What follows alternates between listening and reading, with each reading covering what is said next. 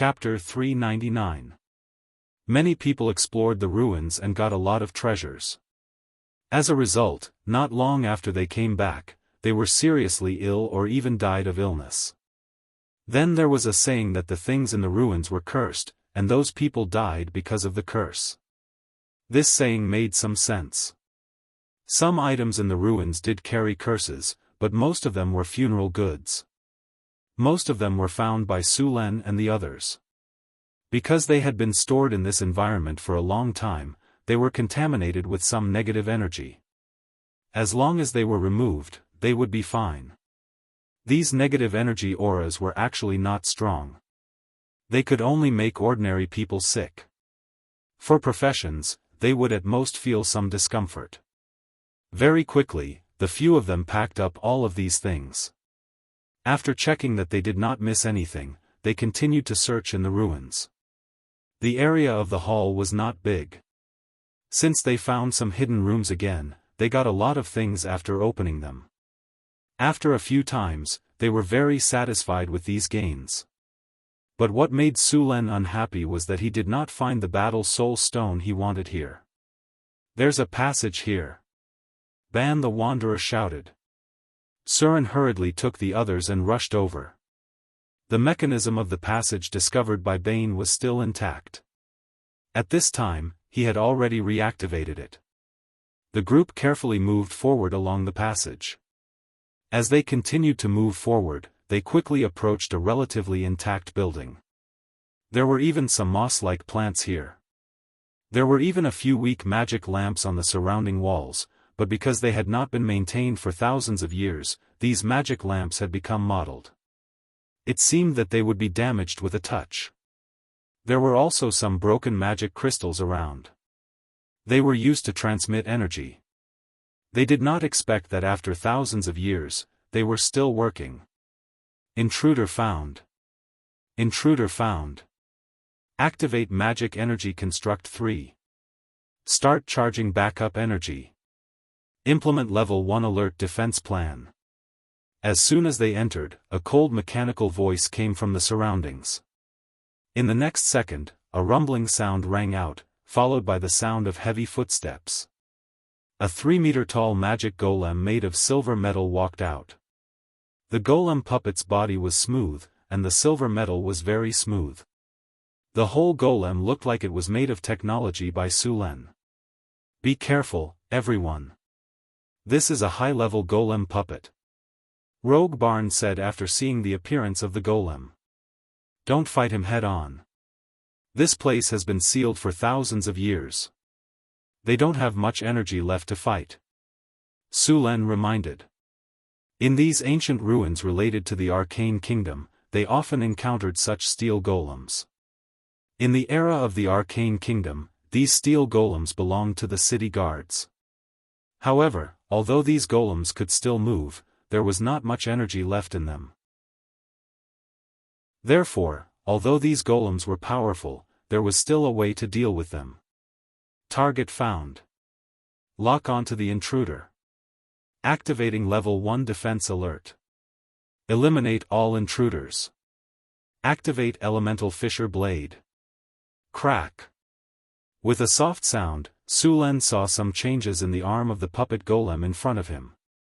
Then, a weapon that looked like a light blade appeared in an instant. Energy blade weapon? After seeing the weapon in the golem's hand, Sullen's expression changed in an instant. This kind of energy light blade weapon was also high-end equipment during the Arcane Empire. This kind of weapon was very sharp. The lowest damage was equivalent to the legendary level. Ordinary armor was no different from paper in front of this kind of weapon. After the light blade weapon appeared, the puppet golem immediately launched an attack. To Sullen's surprise, although the puppet golem looked very heavy, it was very fast. The puppet golem rushed directly toward Jane. Jane did not show any weakness and waved his long sword to meet the attack. Sullen's expression changed greatly. "Get out of the way. Its weapon is very dangerous." After hearing Sullen's reminder, Jane's body, which was waving his long sword, changed his posture instantly. he rolled to the side to dodge the attack. The light blade quickly passed over his head, and a scratch appeared on the hard ground as if it was cutting tofu. Jane, who had escaped the attack, looked back and felt a chill on his back. If he had not dodged just now, he would have been cut in half along with his sword. Su Len waved the storm halberd and rushed up. Clang! The harsh sound of metal colliding rang out, and the storm halberd drew a string of sparks on the puppet golem. Bane's figure also moved, and his body flashed to the side to launch an attack. The dwarven juggernaut also reacted quickly. He was the closest to Bane. When the golem attacked Bane, he charged and waved his battle axe at the golem's thigh. It was not that he did not want to attack other places, but that he could not reach it. Bang! A heavy impact sounded. Sullen's attack did not have a good result. It only left some traces on the puppet golem. Chop! The light blade swept and cut directly at Sullen's waist. It was so fast that there was no time to dodge. Sullen's storm halberd swept, and the light blade and the halberd collided. A huge force came from the halberd, and Su Len used the force to gently retreat. The light blade flickered slightly twice, and then returned to normal. Su Len exerted force on his feet and rushed up again in a flash. The storm halberd carried a powerful force of thunder and lightning and stabbed at the puppet golem. The golem puppet turned around, aimed its light blade at Su Len, and slashed directly at the enemy's waist. Clang! Clang! Clang! The storm halberd and the light blade kept colliding, and every time a loud sound rang in everyone's ears. Sullen's expression became more and more dignified. The golem statue's strength was in no way inferior to Su Len's. After unleashing a series of attacks, Su Len's figure was forced to retreat again and again. The floor beneath his feet cracked, but it was not as if he had gained nothing. One wound after another appeared on the golem statue's body. Even the blade of light had clearly dimmed. Thunder domain.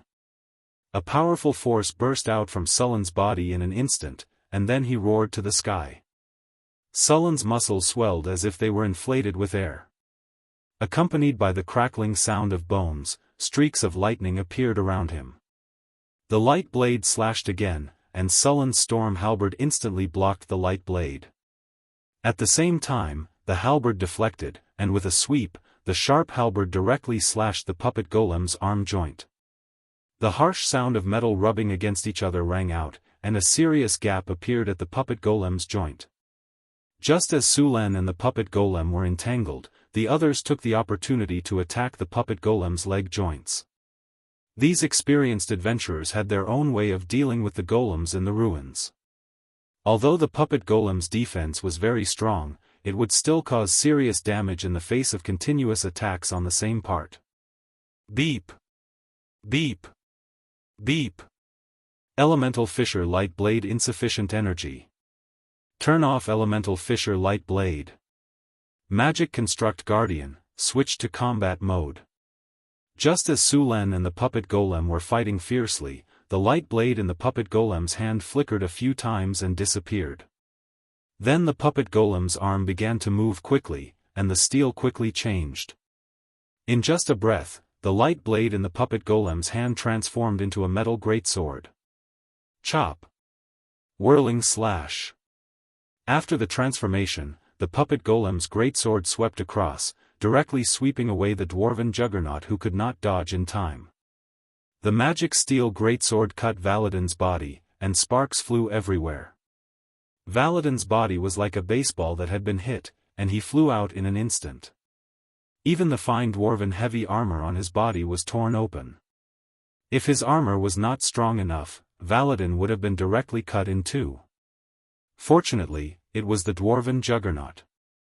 If it were Barnes or Jane, they would have been seriously injured. It could be said that they were not the main targets of the puppet golem's attack.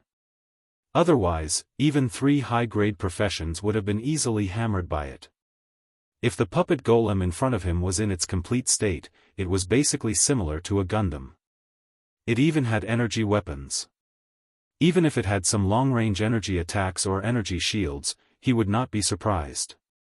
Fortunately, this ruin had been buried for too long, no one maintained it, and there was a lack of energy. Otherwise, the puppet golem's combat power would be even more powerful. Clang! The puppet golem slashed at Jane. Jane's face changed. He held the long sword in both hands horizontally, trying to block the puppet golem's attack. There was a harsh sound of metal colliding, and Jane was sent flying with his weapon. The fine steel longsword in his hand was bent 90 degrees. Jane's chest was hit hard, and the chain mail on his body cracked. His body smashed into the wall like a mural, and then slid down. If it were not for his heaving chest, Su Len would have thought that he was dead. The storm war halberd swept across, and the sound of metal clashing was heard. Deep scratches appeared on the puppet golem. The alloy craftsmanship of the Arcane Empire was very strong. This high-level puppet golem made Su Len feel like he was fighting a Gundam. After the puppet golem was enchanted with special craftsmanship, its physical and magical defense was very high, and it was immune to most negative states. It could be said that it was very difficult to deal with.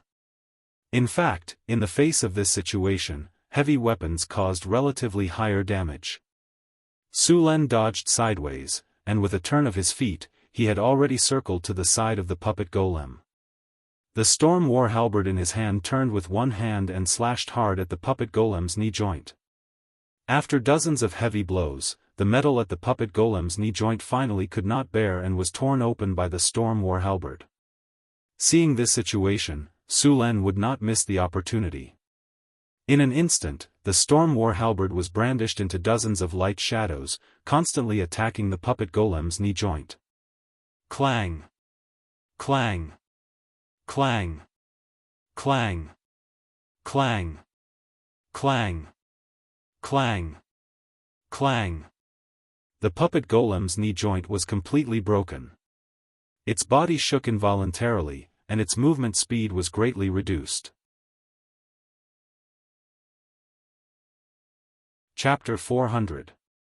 The golem's body shook slightly, and its speed was greatly reduced. Sullen's figure flashed, and he had already circled to the other leg. Its leg is damaged. Attack the other leg and make it lose its ability to move. Su Len said in a deep voice. The leg joint was damaged, the golem's movement speed was limited, and its attack was blocked by Su Len, so its threat to the others was greatly reduced. Slash! Rogue Barnes' figure flashed and appeared behind the golem. The curved sword in his hand quickly slashed at the golem's leg joint. Among the four of them, his defense was the lowest. Like Jane and Valadin, he could still resist one or two attacks, but if he was hit, he would probably be killed directly. The sharp curved sword quickly slashed a few times at the golem's leg joint, and then he didn't have time to look at the result of the battle. Before the golem's counterattack came, his figure flashed and directly fled. After being attacked by Surin, the golem became exhausted. After several consecutive sneak attacks by Bane, cracks finally appeared on the golem immortal's leg joints. Boom! A huge impact sounded, and the ground under Sullen's feet burst, and his body retreated with the help of the impact. At this time, the dwarf Valadin finally recovered, and then he waved his battle axe and rushed up again. Watch me! Valadin's two short legs ran quickly, and in the blink of an eye, he rushed to the front of the golem, and the battle axe in his hand smashed fiercely at the golem's leg joint. But before he could hit the target, a black shadow appeared in front of him in an instant. Duong with a muffled sound, the next second, Valadin flew out at the same speed. Then he slammed into the wall. Even if the dwarf had a strong physique and well-made armor, he was in pain all over and couldn't get up for a while. Taking advantage of the gap between the golem's attack, Sullen's figure flashed and rushed up again. The storm halberd in his hand carried dazzling lightning and hit the golem's leg joint fiercely. As a legendary weapon, the storm halberd's blade was very sharp, and it could easily cut through gold and jade. Coupled with Sullen's terrifying strength, the golem's broken leg joint could no longer support it. Thunderbolt slash. With a flash of lightning and sparks, the storm war halberd drew a cold light and instantly cut into the leg joint of the golem. Crack. The sound of metal breaking rang out, and the legs of the high-level golem could no longer support its heavy body. After swaying a few times, it crashed to the ground. With one leg broken and the other leg badly damaged, the puppet golem lost the ability to move and could no longer pose a threat to Sulen and the others. The puppet golem's eyes flashed with a red light. It tried to stand up with its arms supporting its body, but it couldn't maintain its balance without a leg. Su Luan's figure flashed and appeared on top of the puppet golem. He exerted force with his feet and stomped the puppet golem down. The storm battle halberd flashed with a cold light and pierced towards the back of the puppet golem's head. After a few consecutive hits, a huge wound appeared on the back of the puppet golem's head, and the components inside were destroyed. Next, Sulen destroyed the joints of the puppet golem's arms. In the end, the puppet golem could only lie on the ground, unable to move. Only its eyes were still flashing red. Sulen moved his arms. He had consumed a lot of energy in the battle just now. It's finally dead. Barn breathed a sigh of relief and then sat on the ground. Although he wasn't injured just now, he had to concentrate on such a dangerous battle. This thing is too hard to chew. My scimitar was almost scrapped. Bane said with some heartache as he glanced at his severely damaged scimitar. After all, a good weapon was a second life for a rogue. Go and see how the two of them are doing, and then collect the spoils, Sulen said slowly after resting for a moment. When he heard Sulen's words, Barn's eyes lit up, and he got up to check on the injuries of the other two. Although Valadin the dwarf was hit twice, the quality of the dwarf's armor was really good, and his physique was strong enough. Although he was sore all over, his body didn't suffer any serious injuries. The warrior Jane was a little unlucky. One of his ribs was broken. Fortunately, Barn was experienced in setting bones and reconnected his ribs.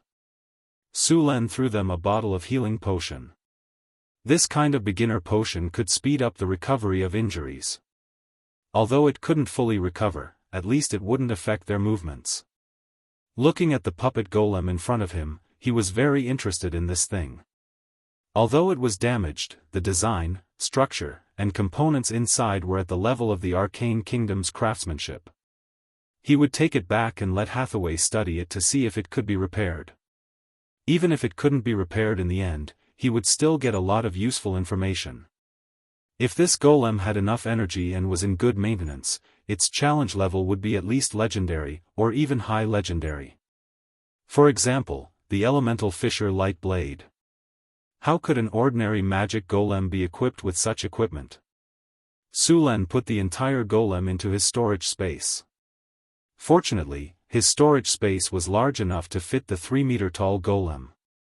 Su Luan looked around and even found the broken zeros of the golem puppets one by one. While Sulen was collecting the golem puppets, the others had already begun to enter the ruins to look for valuable things. After he put away the golem puppets, the three of them came out with a lot of things.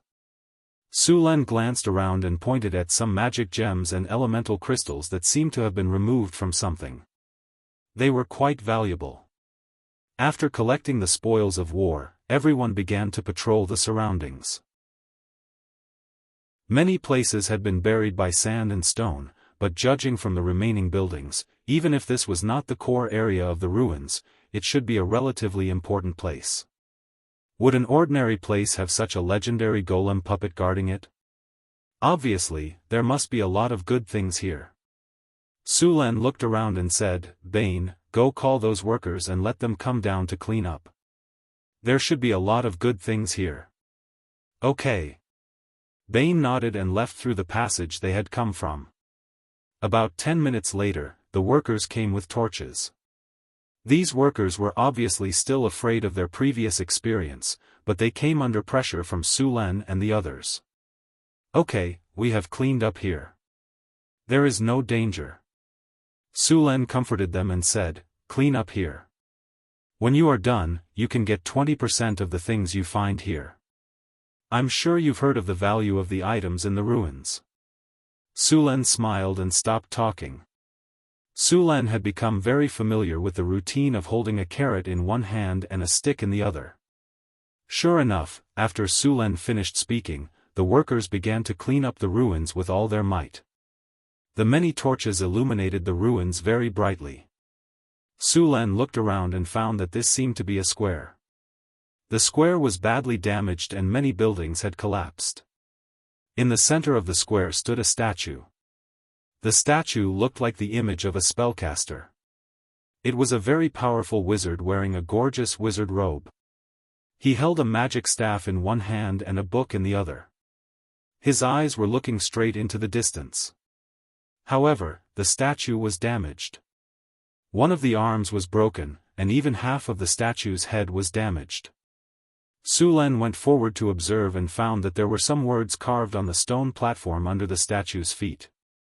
It was written in the ancient Nesser language. Great Pioneer, Teacher, Star Explorer, Suraran. There were some words below that introduced some of Suraran's achievements. Through these words, Su Len learned some of the history of this city.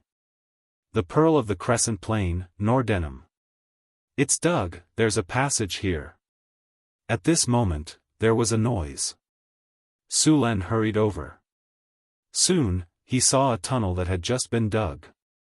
This tunnel was still relatively intact. Bane carefully held a torch and entered it. "Look what I found!" Barn exclaimed in the passage. Valadin could not help but run in with a torch. "Moradin above, we're rich." After confirming that it was safe, Su Len walked in with a few craftsmen.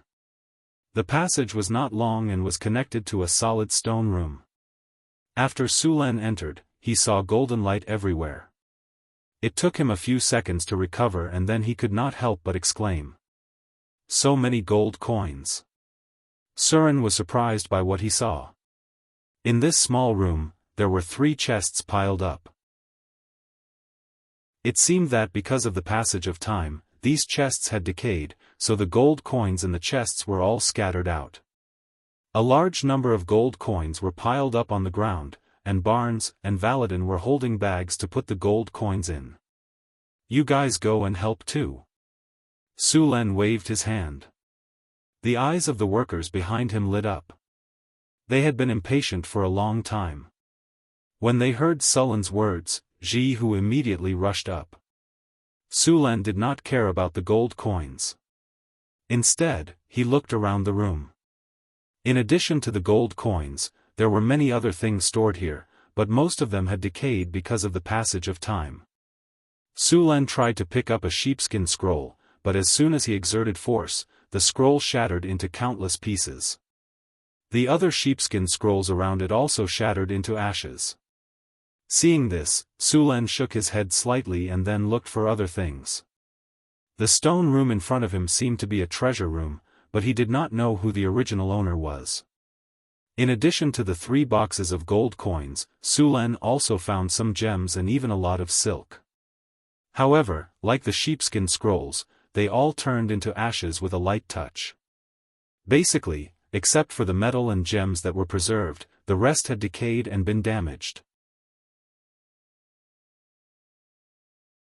Chapter 401. After some inventory, they found a total of more than 14,000 gold coins in this treasure room. Moreover, the gold coins in these ruins were much better than the gold coins in circulation today, both in terms of craftsmanship and gold content. This kind of gold coin could usually be exchanged for 3 ordinary gold coins. The 14,000 gold coins in front of them would be more than 40,000 gold coins after all the gold coins were exchanged. These gold coins would be given out when they left the ruins. With these gold coins, the morale of the whole team was high and they dug with all their might. About an hour later, the workers dug another passage. Unlike the treasure room just now, the passage in front of them was very long and had many gaps in it. Su Len walked in first. After walking in the passage for about 5 minutes, the group finally came out. Sulen and the others came to another area. This area should be the noble area of the city. Although the buildings were badly damaged, it could still be seen that the materials of these buildings were good. Many of the buildings were made of marble. There were many corpses on the ground. At this time, these corpses had become mummies in the dry desert environment. Among these corpses, Sulen also found a few steel golems. The surface of these steel golems was rusty, their bodies were seriously damaged, and their power source had been scrapped. They could only be recycled and sold as scrap iron. At this time, Sulen felt a little uncomfortable and quickly reminded them, "Go back, there is a strong corpse smell in here." The workers at the back immediately retreated. With a snap of his fingers, a whirlwind appeared in his palm. Then, he gently threw it. The whirlwind instantly turned into a gust of wind and blew out. Soon, the air here was replaced. Although there was still some corpse smell in the air, it was no longer harmful to humans. Kacha! Kacha! There was a burst of noise. The next second, the corpses that were originally dead slowly stood up. Mummies! Everyone, be careful. Sulen did not care about these mummies. These mummies in front of him were not very strong and were afraid of fire. With a snap of his fingers, a flame flashed. Burning hand. The high-temperature flame appeared in an instant and ignited the resurrected mummies. Then, under his control, the flame flew and spread like a living dragon. In a short time, the hundreds of mummies in front of him were all ignited. Rumble. Just as Sulen thought he could get rid of all the mummies, a few mummies that were burning in the sea of fire were thrown over. A powerful death energy suddenly appeared. Prepare for battle. Sulen's eyes narrowed. He gently waved his storm battle halberd and sent a few mummies flying away. At the same time, the power of thunder and lightning in his body burst out. Ding! You are affected by the power of death. Your life force is being extracted. Your constitution has passed the test. Extraction failed. Ding! You have been affected by the spirit of despair. Your will has been attacked. Your will has passed the test. You are immune to the effects of the spirit of despair. Ding! You have been affected by the land of blasphemy. You have been attacked by the power of blasphemy. Your vitality has passed the test. You are immune to this attack. Suddenly, an evil force appeared, and Sulen heard the continuous sound of system notifications. Then, a strange mummy that was different from all the previous mummies appeared in front of him.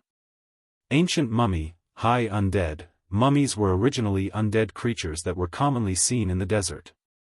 Some were mummies that were made, while some were mummies that were produced due to natural reasons such as the climate. Usually, due to the dry air and hot temperature in the desert, corpses could easily become mummies. After being contaminated with some negative energy, the mummy would be resurrected as an undead creature. The strength of these mummies was limited.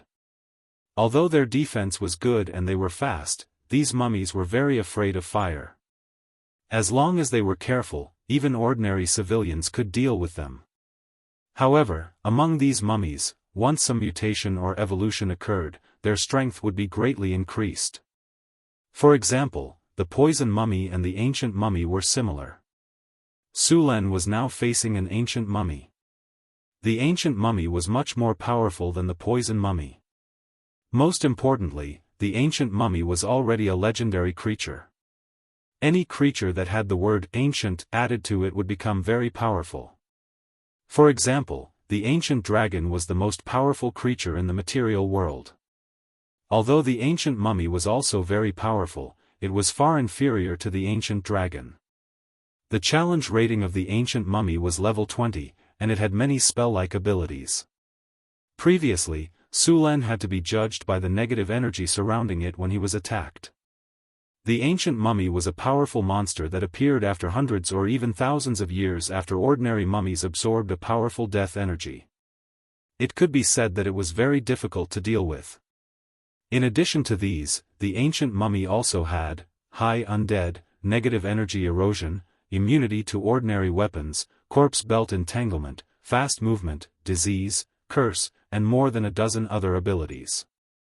Of course, this kind of ancient mummy was not the most powerful. There was a kind of demigod mummy that was above the ancient mummy. However, this kind of monster rarely appeared in the material plane. Even if there were, most of them were sealed in remote corners. The creatures stronger than the demigod mummy were the abominations, life witherers. This was a powerful monster that was born in the god of death. Because they died before they were born, the life witherers had a strong hatred for all the living. This kind of monster was the legitimate child of the gods and was even more powerful than the demigod. The difference between them and the gods was that they did not have divinity. An evil energy field quickly spread out, suppressing the burning flames. The intensity of the fire was greatly reduced. Immediately after, a tall and big mummy walked out. This was a monster that was covered in bandages and surrounded by a strong death energy. Its scarlet eyes stared at Sulen. Whoosh! A strange figure dashed over. It was the ancient mummy. In a flash, it passed through the sea of fire and pounced on Su Luan. Su Luan frowned as he smelled a foul odor. This damn mummy didn't care about martial ethics and even dabbled in biochemical weapons. A monster wrapped in bandages rushed out from the shadows. Su Luan's storm war halberd swept out, and a powerful force was transmitted. The mummy's figure was forcibly blocked, and it was even forced back a few steps by Su Luan's weapon. Bah! It's too smelly. He was surrounded by a strong stench. Su Luan almost thought that he couldn't breathe. Wild wind. A whirlwind appeared around Su Luan. This whirlwind had no lethality, and its only effect was to blow away the surrounding air. With the help of the wild wind skill, Su Luan felt much better. Then he rushed to the culprit again, the ancient mummy. Greater haste. Dragon strength. Bear's endurance. Cat's grace. Insight. Rays of light rose from Sullen's body, and Sullen's speed increased again. He moved and appeared around the ancient mummy, swinging his storm battle halberd. Cleave. Sulen swept past from the right, and the storm battle halberd hit the ancient mummy. The originally withered body of the ancient mummy had been modified by the rich death energy, and it was abnormally tough. Sulen felt as if he was cutting steel. And as he attacked, a powerful negative energy quickly enveloped his body and tried to invade it. Su Luan frowned as a chill came over him. The next moment, a powerful force of thunder and lightning erupted from his body, and the dazzling lightning instantly dispersed the negative energy enveloping him.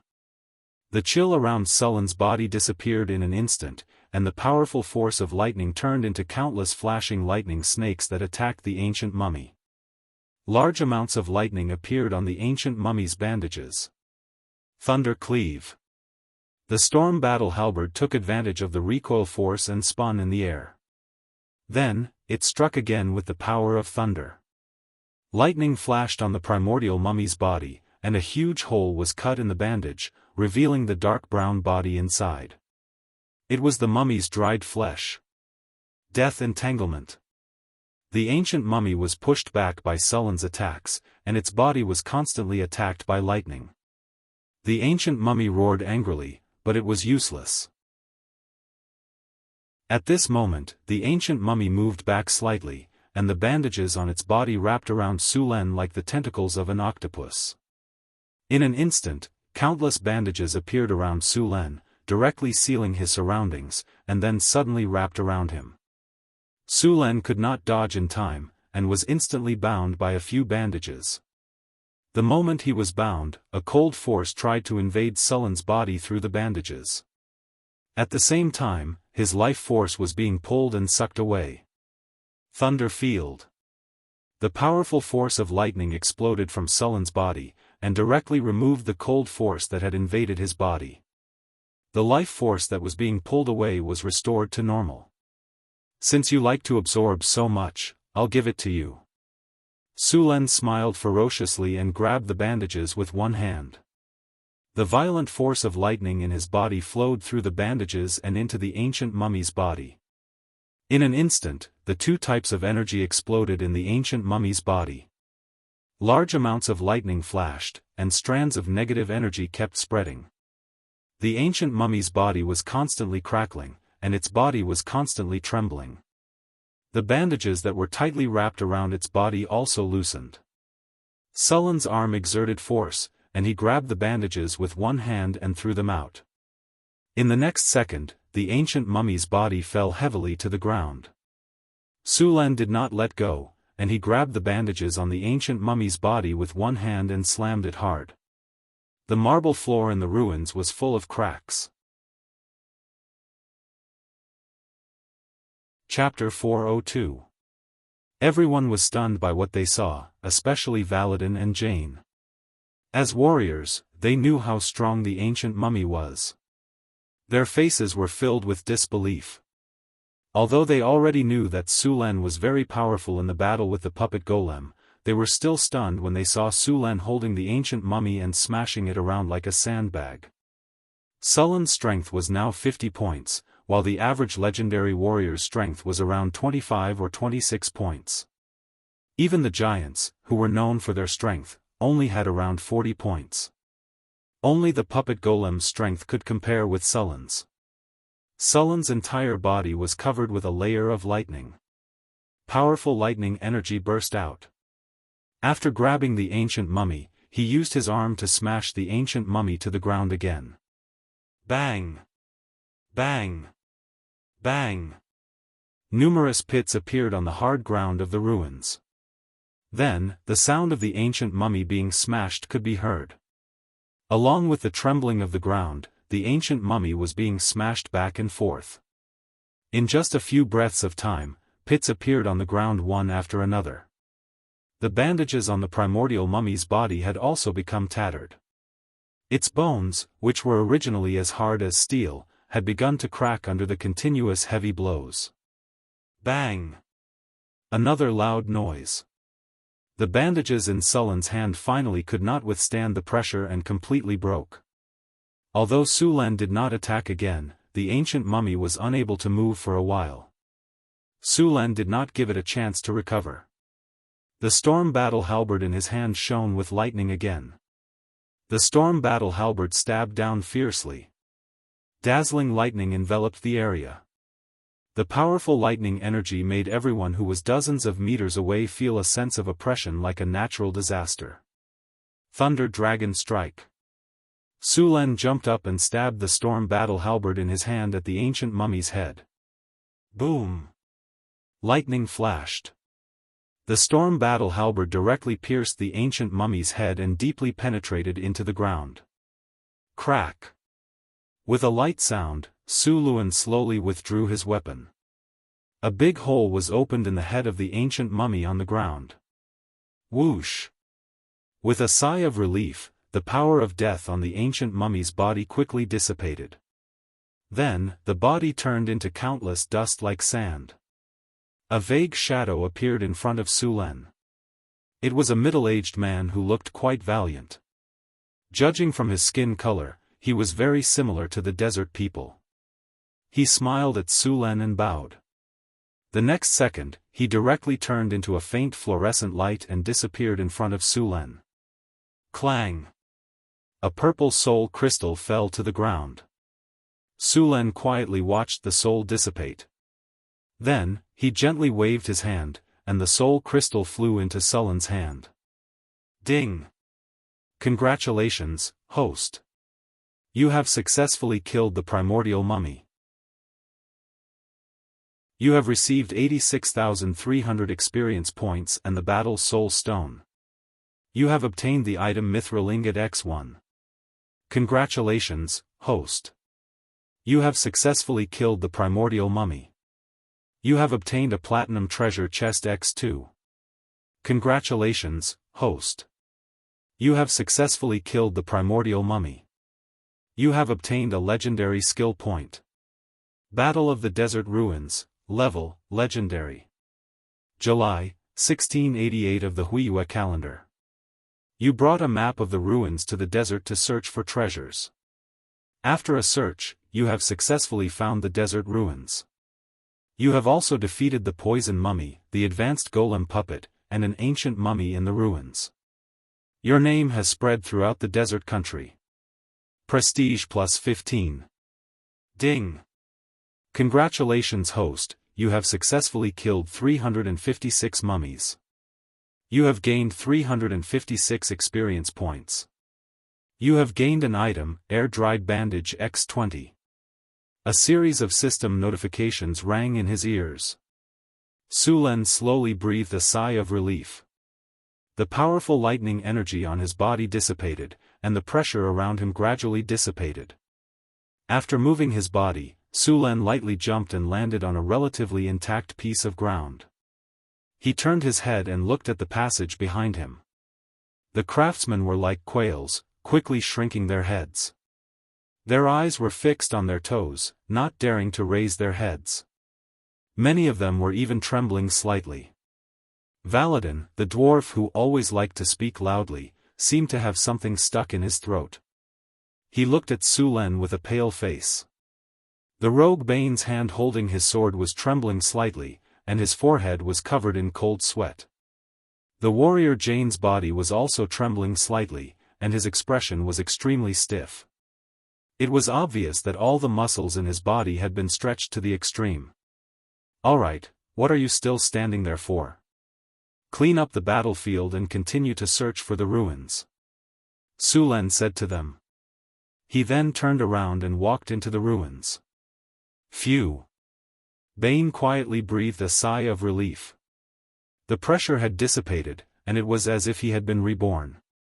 Suddenly, he heard a violent gasp. That almost scared me to death.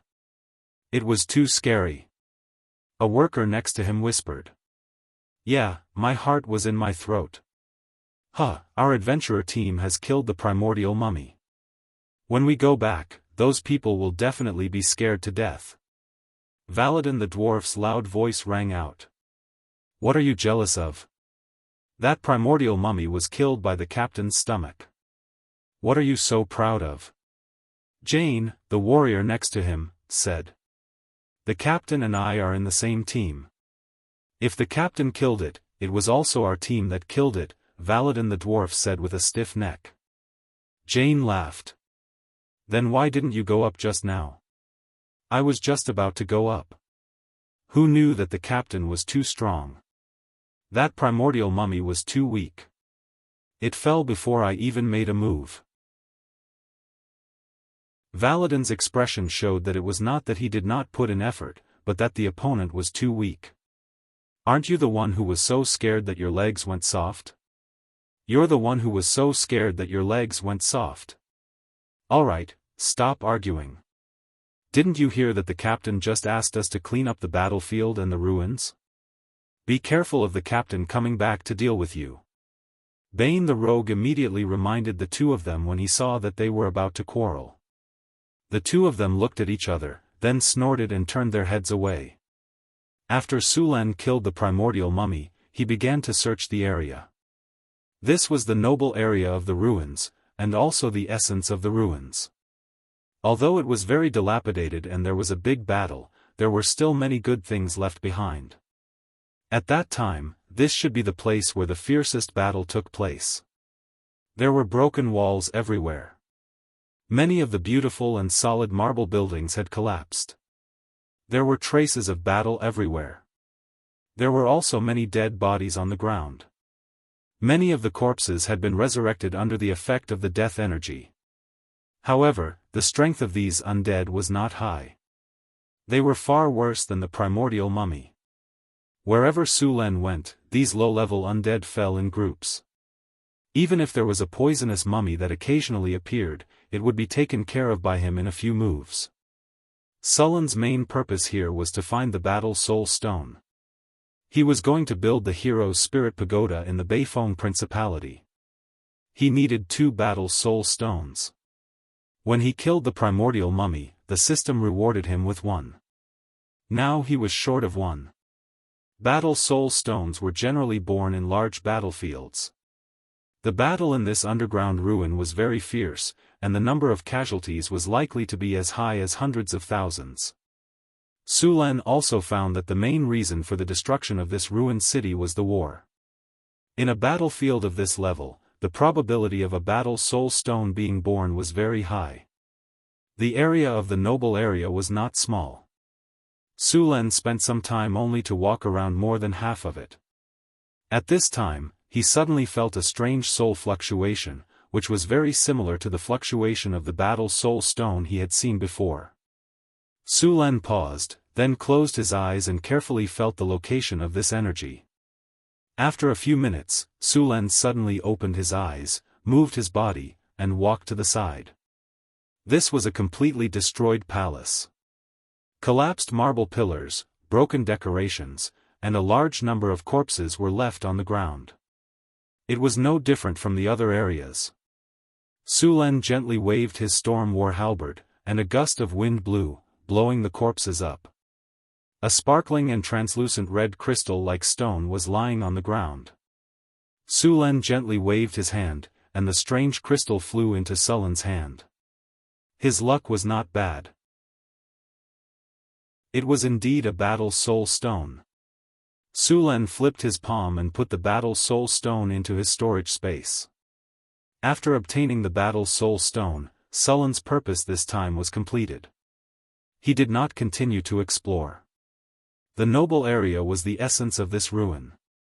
According to the calculations of the previous ruins explorers, the noble area's harvest could account for more than 70% of the entire ruin. He did not plan to explore the remaining areas.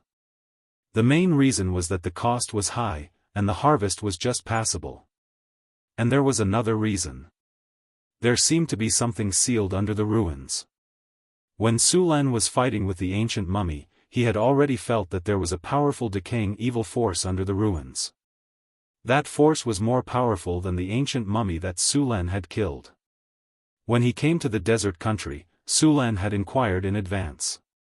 Many of the ruins held the sealers, prisoners and test subjects of the arcane kingdom. Among them, there were some demon lords and even ancient evil creatures. The period of the arcane kingdom was the most glorious period of the Arcanist civilization. They even dared to go to war with the gods. They had studied the gods, divinity, and other powers. They had begun to touch the realm of the gods. There was nothing they did not dare to do. Those great arcanists imprisoned the demon lords, imprisoned the evil gods, captured the abominations, and even some taboo research. More than 80% of the taboo knowledge that had been passed down was researched during the period of the arcane kingdom. It could be seen how bold the group of arcanists was. Back then, they had almost overturned the gods. Who knew if there was an abomination, a demon lord, or an evil god sealed in this ancient ruin? With sullen strength, he might not be able to escape unscathed from these monsters. Maybe when he broke through the high-level legendary realm and stepped into the realm of demigod, he would talk to those sealed monsters again. Chapter 403. Sulen returned to the hall and left the VIP area in the ruins to the others to continue searching. Sulen began to check his harvest. Including the one he just killed, he had killed a total of 3 poisonous mummies and 1 primordial mummy. The poisonous mummy gave Sulen more than 9,000 experience points, 3 gold treasure chests, and a few high-tier soul crystals and jewels. The primordial mummy gave him 2 platinum treasure chests. Sulen now had a total of 5 treasure chests. As for the puppet golem, it did not give him anything. However, the puppet golem itself was a big harvest. If it could be developed, the high-end combat power of the Beifeng Principality would soar. However, it was not easy to develop such a high-end technology. He could only let Hathaway do it slowly. Sulen opened his inventory and found 3 gold treasure chests. He chose to open them directly. The system's cold voice rang in his ears. "Congratulations, you have opened a gold treasure chest. You have obtained an item, arcane card. Congratulations, you have opened a gold treasure chest. You have obtained 3 skill points. Congratulations, you have opened a gold treasure chest. You have obtained the skill, Vampiric Touch. As the light faded, 3 items appeared in front of Su Lin. He began to check the attributes of the 3 items. Arcane cards, also known as the cards of wisdom or the cards of miracles, these are the treasures left behind by the Arcane Kingdom. Each arcane card has a unique magic power. A complete arcane card has 108 cards. They may bring you good luck, but they may also bring you disaster. Currently owned cards, 1 of 108, is this a card draw? Sulin's face darkened. In the many games that he had played in his previous life, almost all of them had this card draw game that made the players cheer for the lucky king and the non-players chop off their hands. Generally, it was fine if you had a conscience. There was the so-called guarantee of 10 consecutive draws. However, there were some that were screwed. You might not even get an SSR card even if you drew 100 cards. As for Su Lin, he belonged to the kind of people who could only draw 10 consecutive draws. As for the miracle of drawing a single card, he had never seen one before. However, ever since he came to this world, his luck seemed to have improved. Thinking of this, Su Lin took out the arcane card and prepared to give it a try. The cards that had not been activated were the same on both sides. These cards were made of an unknown alloy and had a unique hexagram mark and the Eye of Truth insignia on them. Before it was activated, no one knew what this arcane card represented. This kind of arcane card could only be activated by inputting energy according to the patterns on the card. Su Lin flipped through the card and confirmed that there were no problems. He then picked up the card and tried to inject energy. Su Lin picked up the card and tried to inject energy into it. A faint light appeared. After the arcane card in Su Lin's hand absorbed the energy, a ripple of energy appeared. Then, an image appeared in the center of the card. The first image that appeared was a library filled with books. This scene surprised Su Lin. This meant that this card was most likely a knowledge card. He could learn a spell or obtain some advanced knowledge through this card. Then, the door opened. An ancient alchemy rune appeared and sank into Su Lin's body. Focus. A magical force surged into Su Lin's body and instantly merged with it. After Su Lin's brain experienced a swelling pain, a cool feeling appeared. It felt like he had been concentrating on one thing for a long time and was mentally exhausted. Finally, after the cool feeling appeared, the fatigue gradually disappeared. The system's voice rang in his ears again. Congratulations, the arcane card, Focus, has been activated. You have awakened the personal ability, Focus. Your mental strength has increased a little. Energy modification completed. At this moment, Su Lin felt that his mind was very clear. It seemed that after a long period of hard work, his mental strength had been tempered. His mental strength had become stronger. Focus, personal talent. After a long period of hard work, this has greatly strengthened your mental strength and knowledge. Whether it's learning, fighting, or doing other things, you will be more serious. Your learning efficiency will increase by 15% and the chances of being sneak attacked will be reduced. Su Lin raised his eyebrows. This time, he had drawn a personal talent. His luck was really good. This kind of talent card was relatively rare. Among the 108 cards, only a few had this effect. For example, the effect of the Dragon Disciple card could directly give one the power of a Dragon Disciple. The card could increase strength to 20 points, constitution to 18 points, and charm to 20 points. It could also be compatible with the previous profession. In other words, this card could directly allow one to take on a profession. The person who obtained the Dragon Disciple card was a wizard. After taking on the profession of a Dragon Disciple, he became very powerful and later broke through to the legendary level. It was said that he had now left this realm to travel to other realms. Sullen's card was only a low-level one among the cards that increased attributes and talents, but overall, it was still very good. In addition to this arcane card, Sulen also received 3 skill points and a skill, Vampiric Touch. The skill points were also a good reward. Sulen looked at the description of Vampiric Touch. Vampiric Touch, the system's bloodthirst skill fused with the rules of this world. When attacking an enemy, the user can absorb the enemy's energy or life force and convert it into their own. Effect: after using, the user absorbs 50 energy or life force and increases the user's HP by 50 points. Effect lasts for 1 minute and disappears after absorbing 50 energy or life force. This skill might be a godly skill for others, but for Sulen who had physical healing, this skill was a little useless. 50 points of HP was roughly equivalent to a medium-level injury. Sullen's physical healing could recover about the same amount of HP. After looking at it, this skill only required 1 skill point. Sulen thought for a while and learned this skill. After opening the 3 gold treasure chests, Sulen opened the remaining 2 platinum treasure chests. Along with a burst of light and shadow effects, the system's familiar voice sounded in his ears. "Congratulations, host. You have opened the platinum treasure chest. You have received the item, 9 Heavens Black Iron *1. Congratulations, host. You have opened the platinum treasure chest. You have received the item, Self-Created Hero Template *1. After hearing the system's prompt, Sullen's face showed a hint of joy. This time, he was very lucky to open the treasure chest. The 9 Heavens Black Iron could be considered a godly weapon in the game.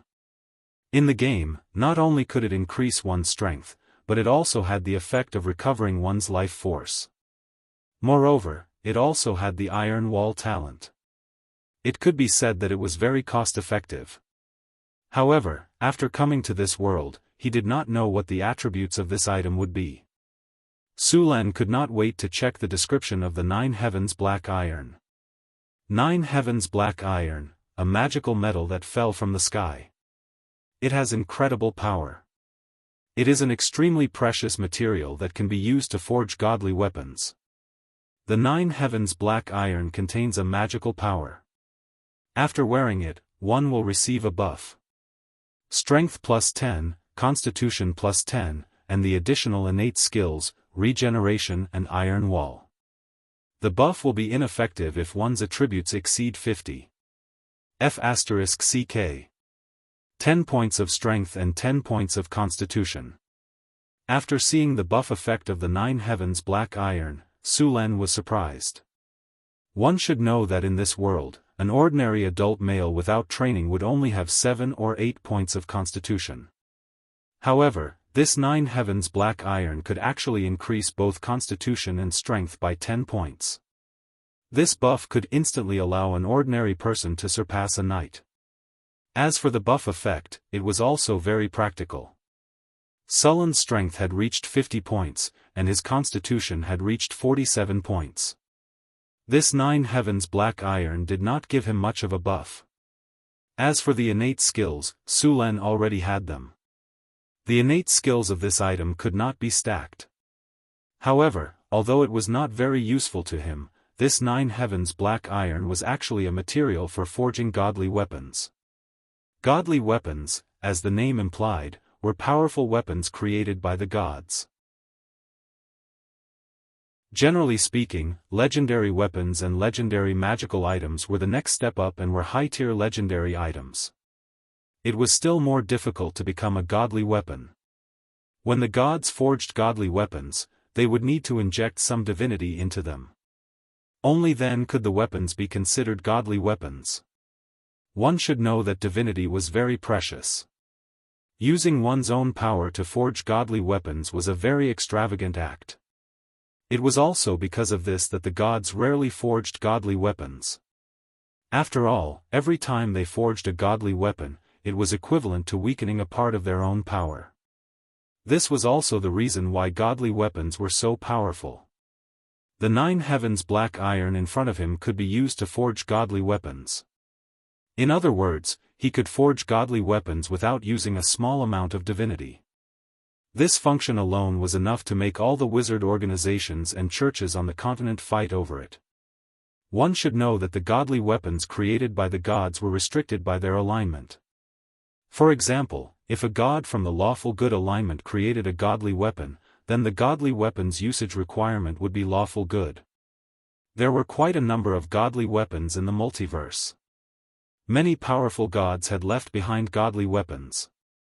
Many gods would inject their own rules and divine power into the godly weapons, and then give it to their believers to use. This kind of godly weapon could only be used by the gods themselves and their believers. Of course, there were also some godly weapons without owners that were lost in the multiverse. Many of those godly weapons were left behind by the fallen gods. There were very few godly weapons in the multiverse that did not have alignment restrictions. The Flail of Time was one of them. This was also one of the reasons why this godly weapon was so popular. Sulen still did not have the ability to forge godly weapons, so this piece of 9 heavens black iron could only be temporarily hidden. Before he had the power to protect this material, he did not plan to take it out. He would keep it in his storage space. Who knew if there would be a high-tier wizard or god who had nothing better to do than to do divination? His storage space could block this kind of spell. Chapter 404.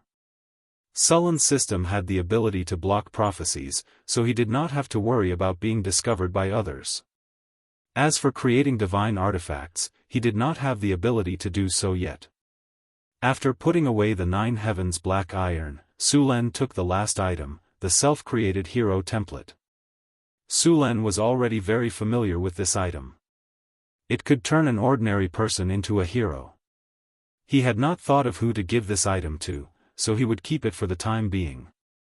In addition to these items, Sulen had obtained a legendary skill point when he killed the ancient mummy. After thinking for a while, Sulen used the legendary skill point on his advanced regeneration talent. Are you sure you want to use the legendary skill point on the talent, advanced regeneration? Yes.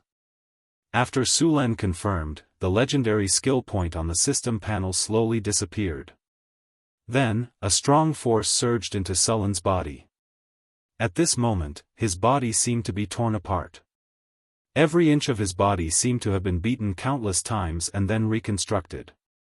Intense pain came from his body, and in the midst of this pain, a powerful vitality appeared in his body.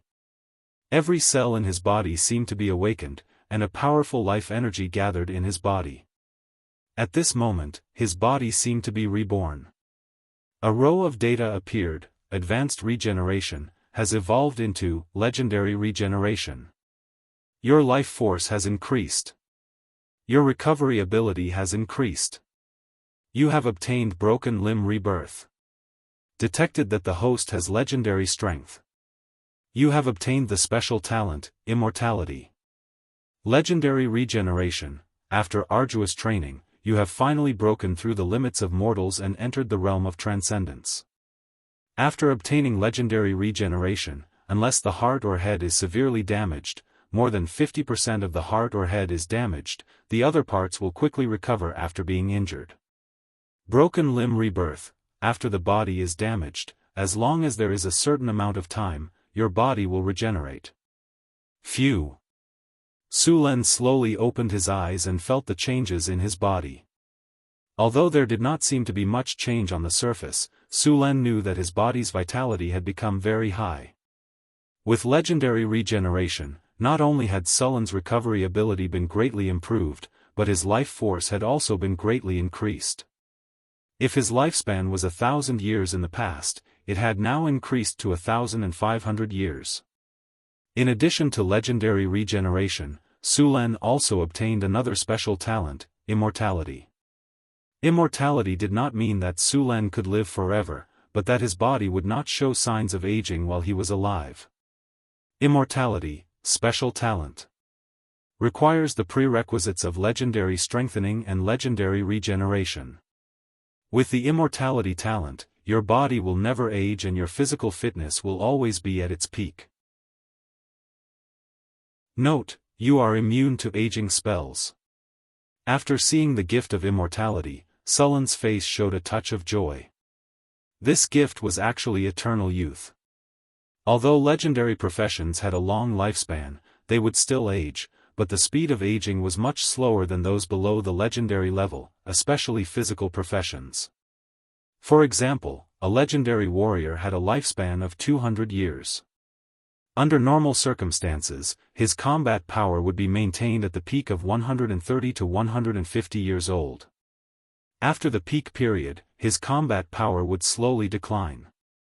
In the last 10 years, his strength would even fall below the legendary realm.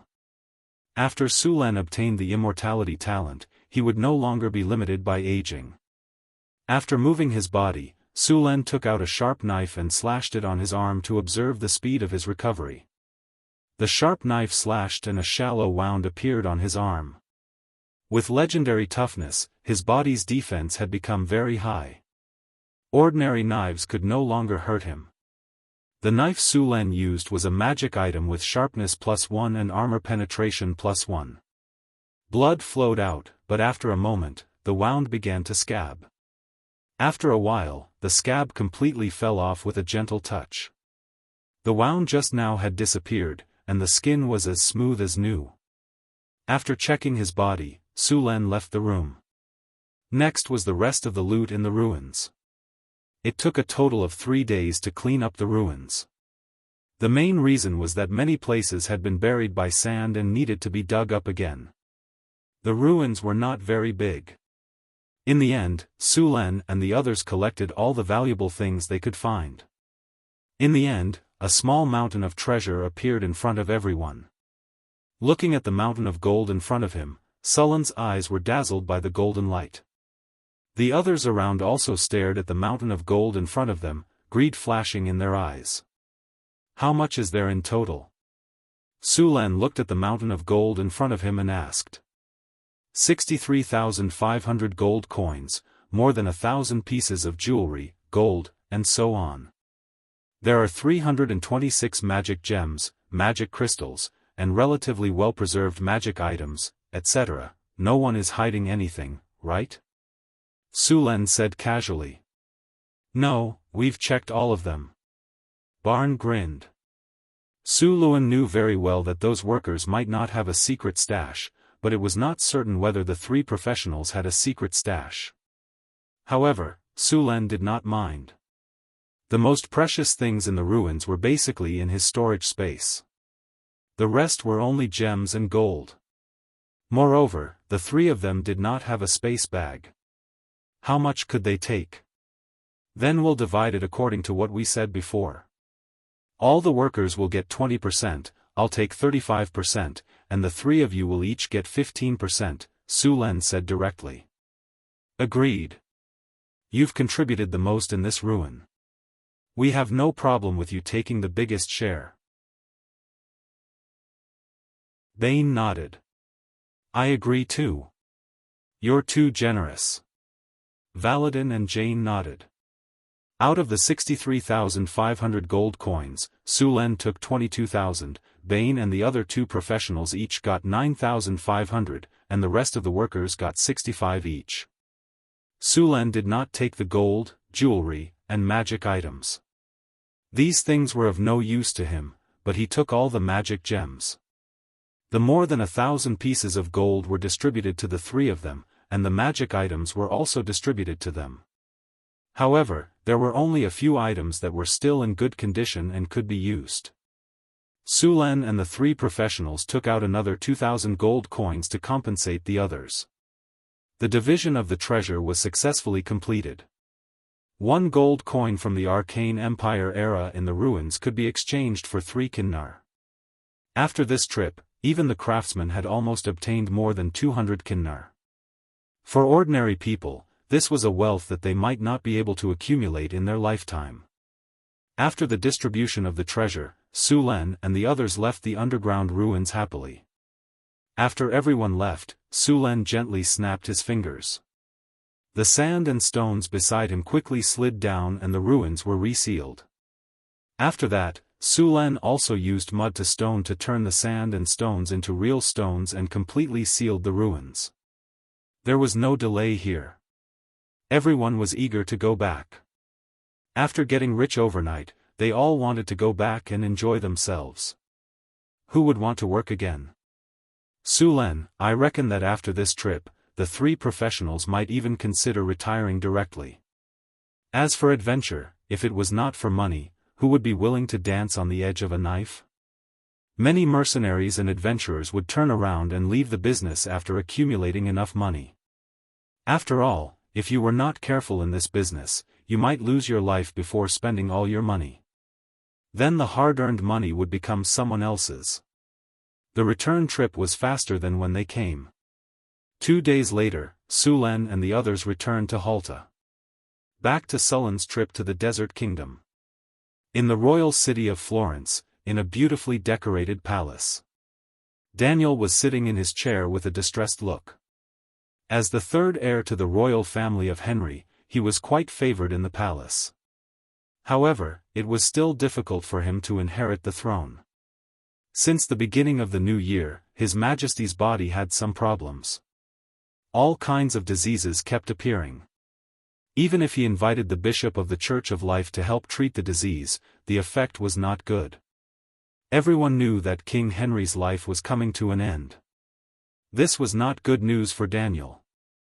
If his father had been alive, then he would have had time and opportunity to go further. However, his father, His Majesty Henry, was not as energetic as before. Even if he wanted to pass the throne to him, it was unlikely that he could do it. As the third heir to the Kingdom of Florence, he did not have a good relationship with his two brothers. It should be said that it was very bad. No matter which one of them took the throne in the end, what awaited him would not be good. If it was better, they would give him a remote piece of land and kick him back. If his two brothers were more evil, it wouldn't be strange if they directly sent people to kill him on his way to his fief. In the end, they would push the blame to the bandits and he would pretend to be inconsolable, and this matter would be over. No one would pay attention to a dead prince. In the quiet side hall, the palace guards had all retreated. In the empty hall, only Daniel sat there quietly. "Dear, are you waiting for me?" A frivolous laughter sounded, and then a hazy figure appeared in the hall. The figure swayed gently, and a large number of ripples appeared in the surrounding space like the water surface. Finally, the ripples disappeared, and a charming and seductive figure appeared there. This woman was stunningly beautiful. Her every move was full of temptation.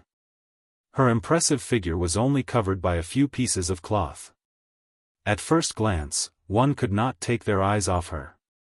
Her body was also covered by a layer of transparent gauze, which made her even more seductive. This was a peerless beauty.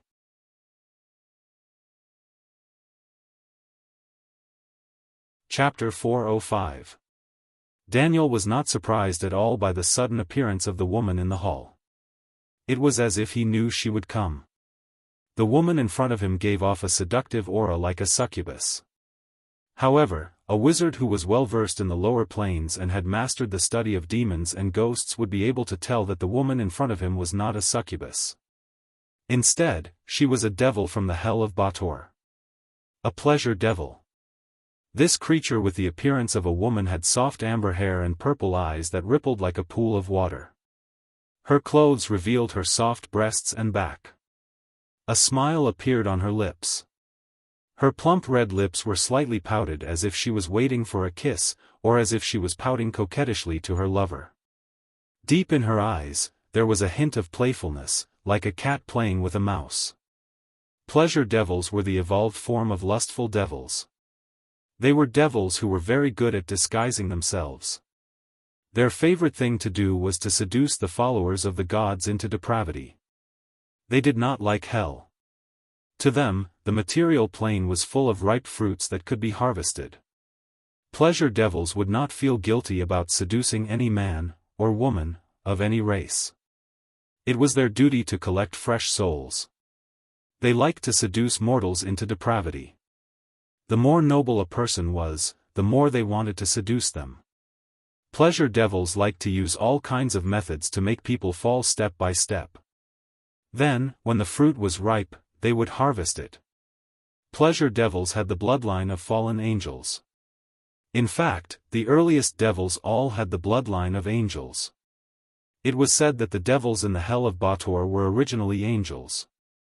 During the war between the ancient gods of order and the bottomless abyss, some of the angels had been infected by the power of the lower planes because they had been fighting against the abyss for a long time. In the end, they fell and became devils. My dear Daniel, I haven't seen you for so long. I've missed you so much. The pleasure devil smiled seductively. Her eyes rippled, and her red lips curved into a beautiful arc. I'm reminded of the wonderful times we had together. You were so strong. So charming. As she spoke, the pleasure devil swayed her body and walked over.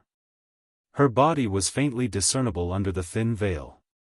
It made one's breath quicken involuntarily. Daniel's expression was not very good. He coldly glanced at the flirtatious pleasure devil and said in a deep voice, "Enough, stop pretending. We're even now." "Of course we're even, but I like you, little cutie." A frivolous voice sounded. The pleasure demon walked gracefully to Daniel. Then, her body flashed and her alluring body instantly wrapped around Daniel's body like a beautiful snake. I still clearly remember the wonderful times we spent together. At that time, you called me little sweetie, now you're so fierce to me. I'm really sad. Daniel's breathing was obviously a little hurried, and his face had turned a little red. His body had also undergone some changes, but his rationality still prevailed. Daniel took a deep breath and forcefully suppressed the evil thoughts in his heart as he said in a deep voice, "Put away that trick of yours. It's useless against me." The pleasure devil watched Daniel's actions with great interest. She reached her hand into his collar and stroked his chest back and forth. She even stuck out her tongue and licked his neck and earlobe a few times. Just as she was about to go deeper, Daniel suddenly broke free from her embrace. "Angry? Seeing how uncomfortable you are, I want to help you," the pleasure devil said with some grievance. Daniel's body was a little stiff. He slowly turned around and took a few deep breaths to calm himself down. "Help me? How do you want to help me? Or what do you want?" It was not easy to get help from the demons. These guys who like to play with people's hearts would not help others for no reason. Moreover, they would also leave behind various traps when they helped you. Once you were careless, they would easily take away all the benefits, including your life. The demon's favorite thing to do was to use various means to exploit the loopholes in a contract. For example, some inconspicuous patterns on a contract were very likely to be traps. In the ancient arcane kingdom, the arcanists specially produced several books, How to Sign a Contract with the Demons, and The Demon's Trap. Just as famous as these books was the Guide to the Wishing Spell. When using the wishing spell, one would need to reach an agreement with the jinn. If it was just a simple description, the jinn would intentionally misinterpret it. One would need to use a more rigorous description to plug up all the loopholes. The pleasure devil tilted her head, wearing an alluring smile on her beautiful face. She propped up her chin with one hand and propped it up with the other. She looked at Daniel with great interest. "Souls, excellent souls. Although you've provided quite a number of souls, to be honest, the quality of those souls isn't very good. It can be said that their souls can't be polished at all. They are also unable to release that enchanting soul light. This time around, I hope that you can provide better souls." "Impossible," Daniel said coldly. "Previously, in order to provide you with the souls you needed, I almost handed over all the prisoners in the royal capital's prison to you. What else do you want?" Daniel's countenance was grim. A powerful aura rose from his body, and his abilities as a conferred knight were unleashed in an instant. The pleasure devil's expression was one of astonishment and fear. She even put on an act and patted her chest, causing her voluptuous breasts to jiggle a little. She approached with light footsteps, as if she was not afraid at all. She exhaled and said, "My dear Daniel. Don't be so angry. You've scared me. Didn't I help you increase your abilities and then help you take control of an army? Those officers have also sworn to be loyal to you. What else do you want? Do you want to take control of even more armies? I can help you with this. As for the reward, if you really can't do it, you can owe me first. If you can accompany me tonight, that would be even better." The pleasure devil stuck out her tongue and licked her lips. A strange smile appeared on her charming face. She then appeared next to Daniel with a flash, wrapping herself around him like a beautiful snake. Her palms caressed him gently and slid into his clothes agilely. Her petite body twisted slightly, leaving behind a series of lipstick marks on his face and neck. In the end, she even nibbled on his earlobe gently. At the same time, she said in an alluring voice, "Your words sound so righteous, but your body's reaction is so real. There's still plenty of time tonight. Let's enjoy it slowly." "Oh, right. I've just learned a few new techniques. Let's try them out today." Sulen was unaware of the changes that had taken place in the Kingdom of Florence. The embroidered uniform guards had just been established. Even if they possessed various professional skills, they would still need to integrate themselves into the locals before they could obtain any information. After the North Wind Dukedom was officially established, more and more people came to the North Town to do business. Caravans loaded with goods came one after another. From the outside, this caravan didn't seem to be anything special. However, if the experienced mercenaries were to take a look, they would discover that this caravan seemed to have a lot of manpower. After exiting the city gates, the merchant team continued to move forward for about 2 kilometers. "How many people are coming this time around?" A middle-aged man dressed like a merchant asked another person.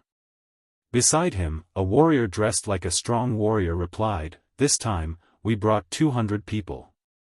All of them are illegal residents and slaves. I heard that you can earn money by providing food in the North Town.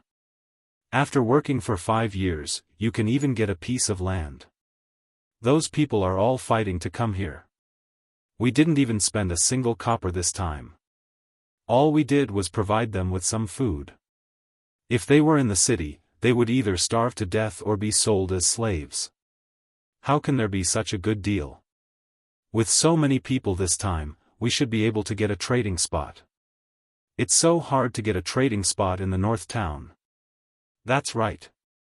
Who asked him to have so many good things? I want to buy at least 50 kilograms of white sugar this time." The North Town. After a long period of construction, the North Town looked very good. It was clean and tidy with green trees and flowers. More importantly, the North Town had a lot of goods that were in high demand. After transporting people and all kinds of goods from other places to the North Town and selling them, they could buy the goods that were in high demand in the North Town.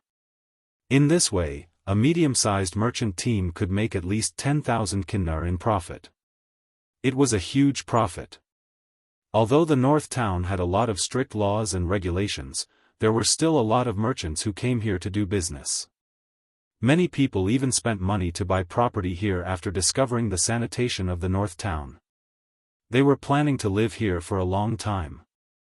"After we go back this time, send people to the nearby villages to recruit refugees. I'll send you some more people. There are more refugees in the villages. You don't have to pay for them, just give them food. Oh right, remember to pick them. Don't take the old, the sick, or the disabled. Just take the young and strong ones who can work if they are a family." "I know. We won't take in the old, the sick, or the disabled. They might not even be able to finish the journey. If they die on the way, our investment will be wasted." The man patted his chest and said, "Remember to let them eat until they are full. They will have to sleep and eat on the road. If they don't eat until they are full, they might not make it. Not only will they not make any money, they will also have to pay for the food, the merchant said to the others. Everyone nodded in agreement. After the third phase of the North Town's construction was completed, they began to send workers to Mirror Lake City. The second phase of the construction had already started. Sulan had set a target of 50,000 people for Mirror Lake City. At the same time, the fourth city was being prepared. This time, Sulan planned to build the city to the west of the North Town. The 4 cities would surround Sulan's territory.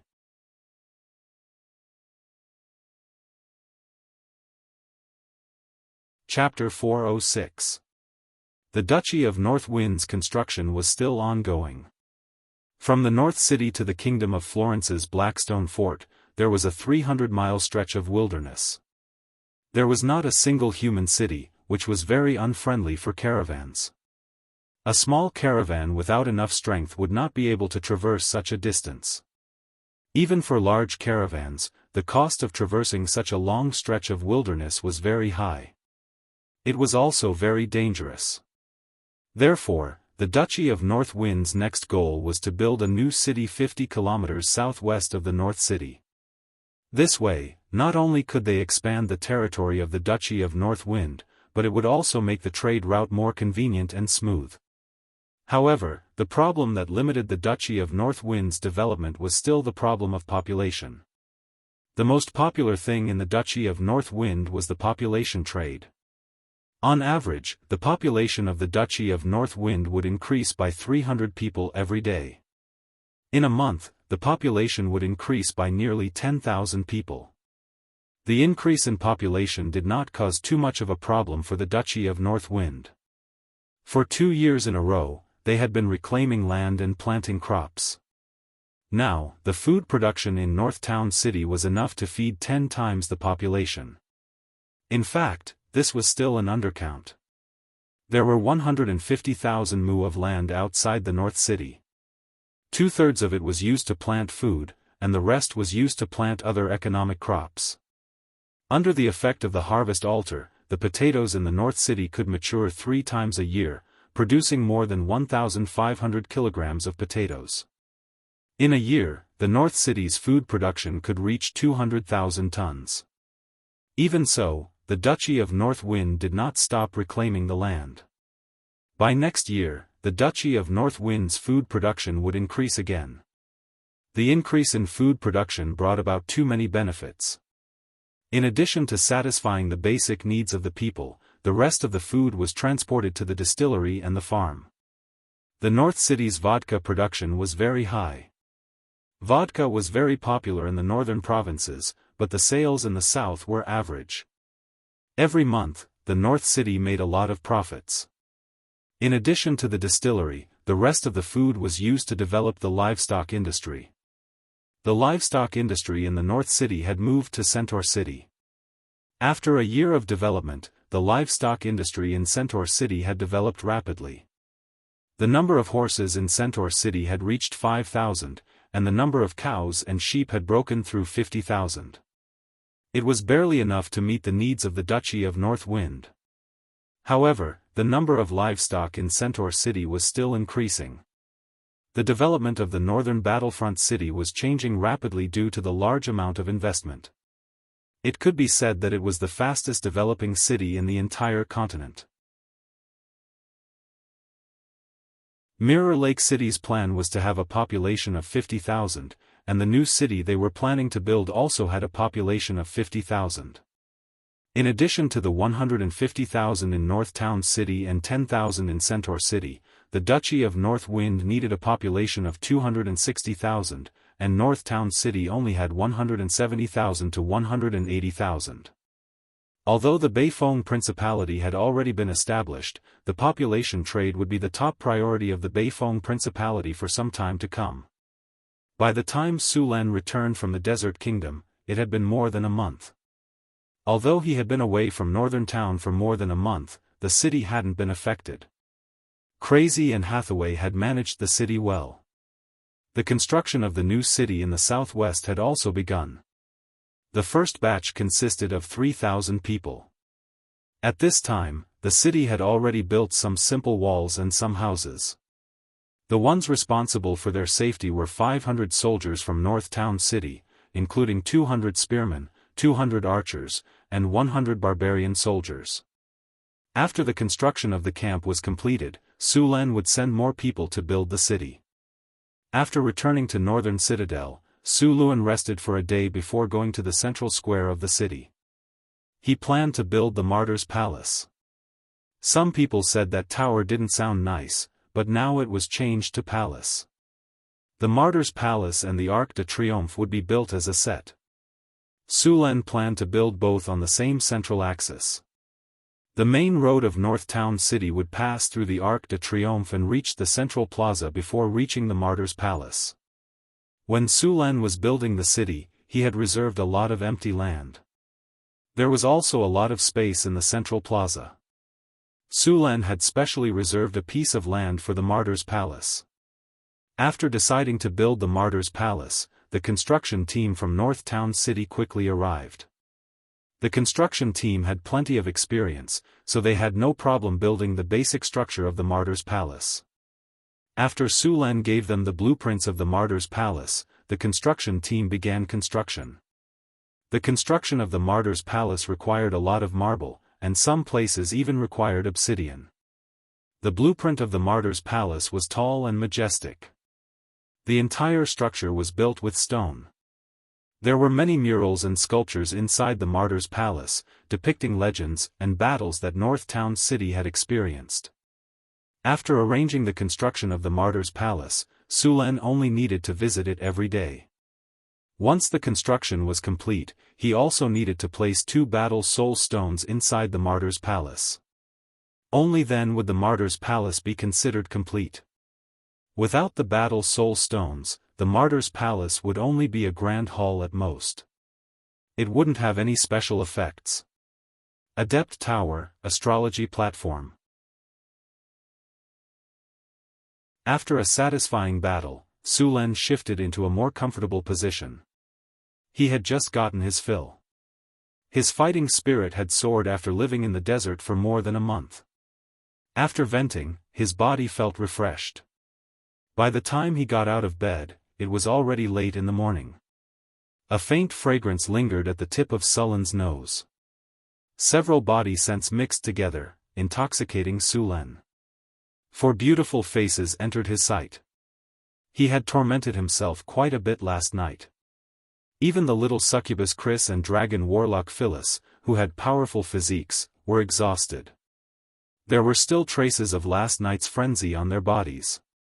Their smooth, delicate skin and astonishing elasticity gave him the urge to do it again. Fortunately, his willpower was strong enough to let the exhausted women go. Using his strong willpower, Su Len forced himself to get up from the soft and fragrant bed. He picked up a set of neatly folded clothes from the bedside cabinet. It was a loose robe, a style that the nobles of the northern lands usually liked to wear. After putting on the clothes, Su Len patted their full, round buttocks a few times. The full moon swayed back and forth like a jelly, abnormally alluring. What are you doing? Annoying, I want to sleep some more, I'm so sleepy, don't disturb me. I'll sleep some more. They rolled over and pulled their blankets to get out of bed. Time to wake up. Su Len couldn't help but pinch the jelly. However, the women on the bed were unwilling to get up. Su Len smiled and pretended to be happy. You don't want to get up? Since the weather is so good, let's do some morning exercises.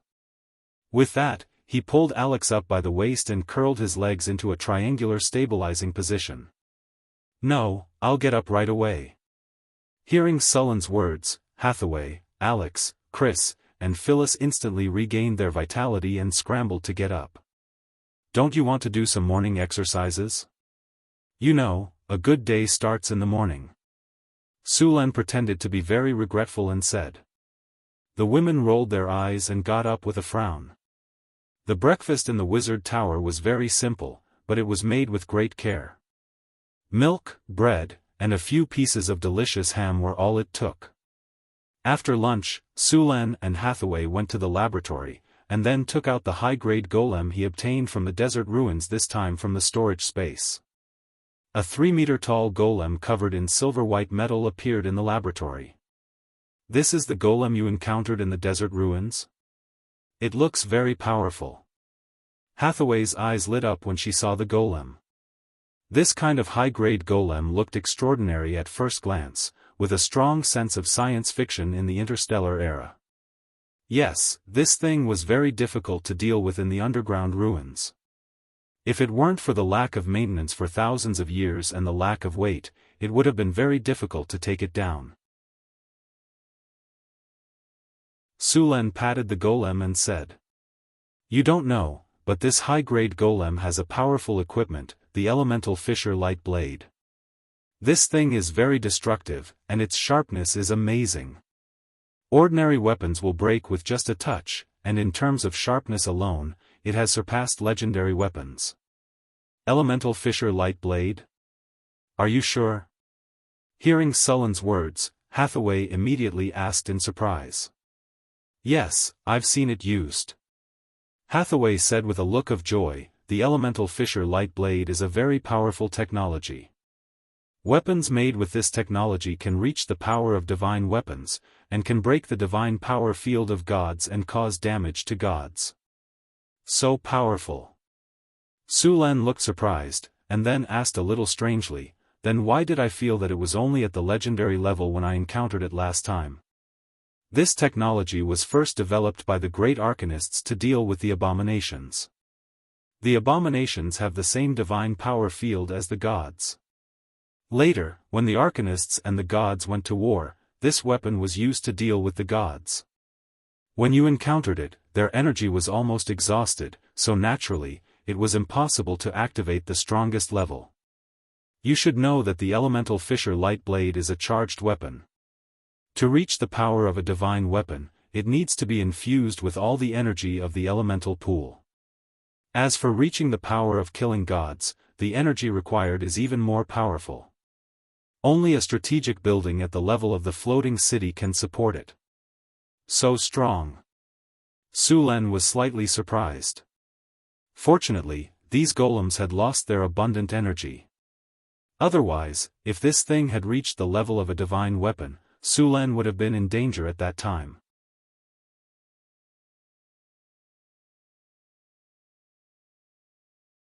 Chapter 407. Elemental splitting light blade was just one of the technologies used to fight against the gods in the era of the Arcane Empire. Other powerful weapons such as Super Arcane Crystal Pulse Cannon, Arcane Crystal Energy Annihilation Cannon, etc. During the era of the Arcane Empire, the great arcanists began to study a topic: how to kill a god. In theory, the easiest way to kill a god was when the god descended in the form of a saint. The power of the god would be greatly limited in the form of a saint. The best opportunity to kill a god in history was during the Avatar Crisis. At that time, the Avatar Crisis broke out, and all the gods were forced to descend into the world. They were also cut off from the divine kingdom and lost most of their power. When the Avatar Crisis came, many gods fell, and that was also the time when the mortals had the highest chance of becoming a god. At that time, there were records of mortals who succeeded in killing a god and became a god. But if it wasn't for the Avatar Crisis, it would be very difficult to kill a god. The divine shield used by the gods to protect themselves was enough to withstand dozens of legendary spells at once, and this divine shield had a rapid recovery effect. As long as the divine power in the divine kingdom was abundant, the divine shield would be quickly repaired. The best way to break a god's divine shield was to directly break through the upper limit of the god's divine shield with powerful energy. The strength of this thing was similar to the floating space city's enigmatic protective force field. After a large number of arcanists studied and calculated, they came to a conclusion that if they wanted to break a god's divine shield, they must use spells above the 12th circle. Only a spell of such power could kill a deity. Spells above the 9th circle were called legendary spells. Only legendary wizards could cast such powerful spells, and it was even more difficult to cast a 12th circle spell. In the records of the Arcane Kingdom, there were only a few great arcanists who had successfully cast a 12th circle spell, and the one who had successfully killed a god was Casus. After all, the power of Casus's self-explosion was too strong. This was one of the reasons why the war between the gods and the Arcane Empire broke out. Since the destruction of the Arcane Kingdom, many spells above the 9th circle had been lost. Only a few of them had been passed down, and they were all hidden by the wizard organizations and not shown to others. It was said that these lost legendary spells were actually destroyed by the gods. Of course, it was not as if the great arcanists of the Arcane Kingdom did not leave behind a backup plan. In many hidden corners of the multiverse, or in some ancient ruins, legendary spells were still preserved. Even when the Arcane Kingdom was defeated, the floating city still managed to escape. Su Lin also wanted to control this power.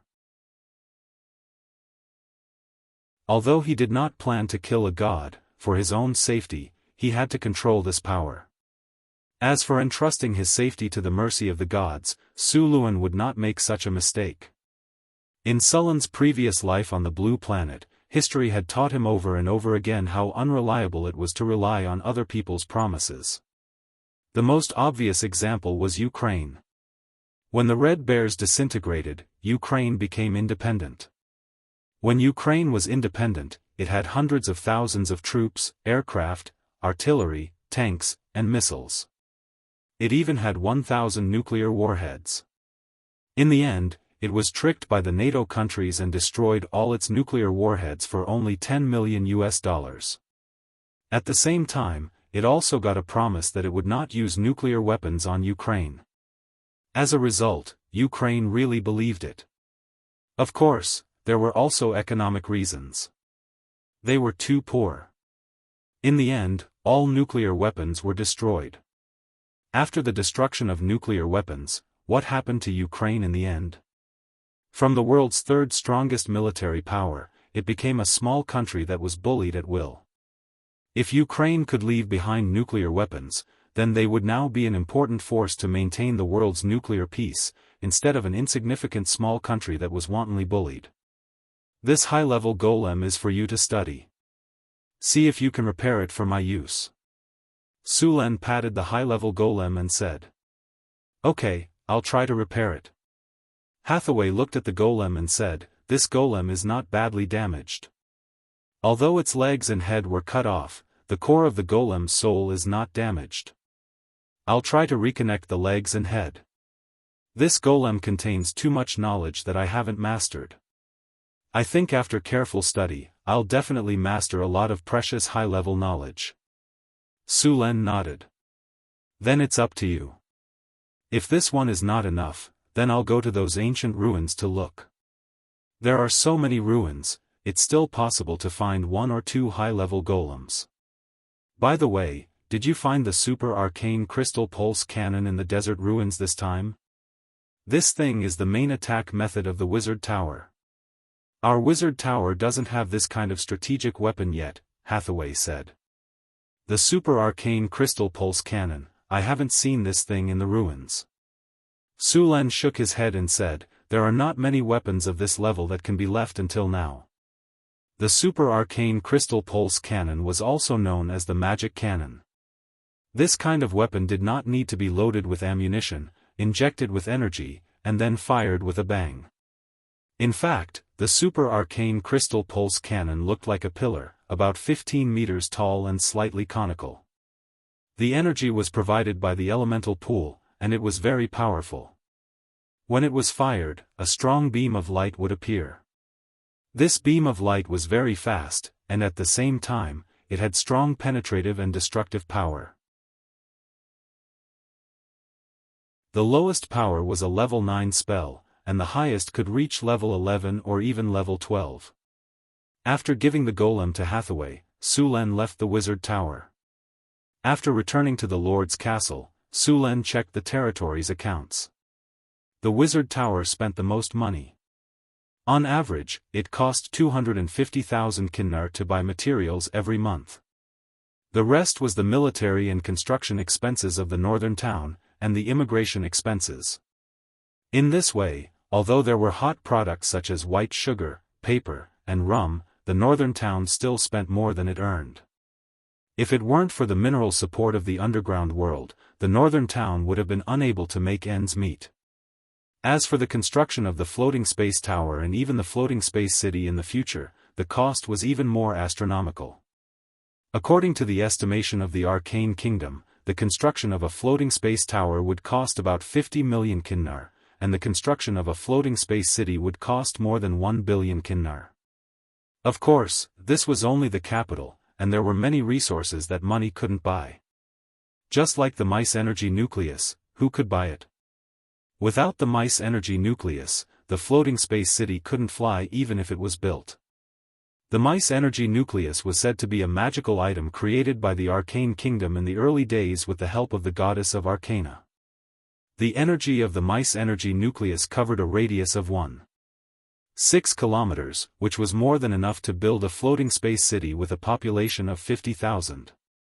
However, due to the war between the Arcane Kingdom and the gods, there wouldn't be a new mice energy nucleus. At that time, the great arcanists of the Arcane Kingdom also studied another alternative, called the elemental furnace. The theoretical knowledge of the elemental furnace wasn't profound.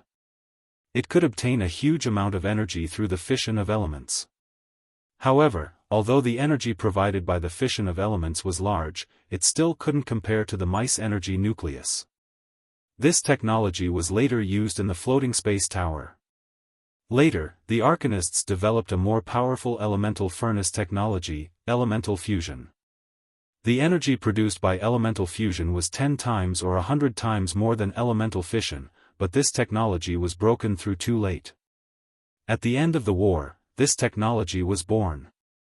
The emergence of this technology didn't help the success of the Arcane Kingdom. The breakthrough of elemental fusion made the emergence of the super-large floating space city possible. However, the elemental furnace, elemental fission, and elemental fusion were all high-end information in the era of the Arcane Kingdom. Hathaway only knew a few words, and it was difficult to obtain this technology. It could only be studied slowly. In fact, Sulen still had some information about elemental fission. He had obtained some superficial information about elemental fission from a relic when he was in the underground world. Sulen checked the affairs of the northern citadel during this period. The little succubus Chrissy had handled it well. There were no mistakes in the city. After checking all the affairs, Sulen began to think about how to open up new sources of income. One of the reasons why the northern citadel could be built so quickly was because of sufficient funds. He also wanted to install the arcane crystal rail cannon for the wizard tower. Although Sulen didn't know how this thing was made, Sulen knew that its value was certainly not low. First, he went to the warehouse.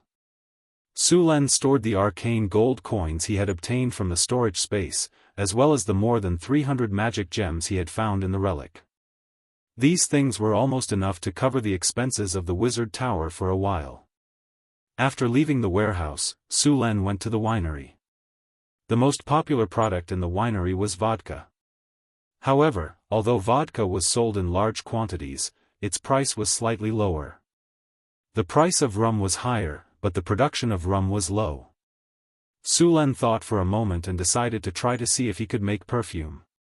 The process of making perfume was actually not difficult. On one hand, it required a high concentration of alcohol, and on the other hand, it was a problem of spices. The high concentration of alcohol could be obtained by distillation. It was not difficult to make the utensils for distilling alcohol. Sulen asked 2 skilled craftsmen to make a set according to his blueprint, and then through repeated distillation, a high concentration of alcohol was obtained. There were more types of spices. Spices could be extracted from various flowers, and then the extracted spices and alcohol were mixed according to a certain ratio. Then, a simple perfume could be obtained. It was not difficult to extract spices from flowers. The simplest way was to mash the flowers and filter them.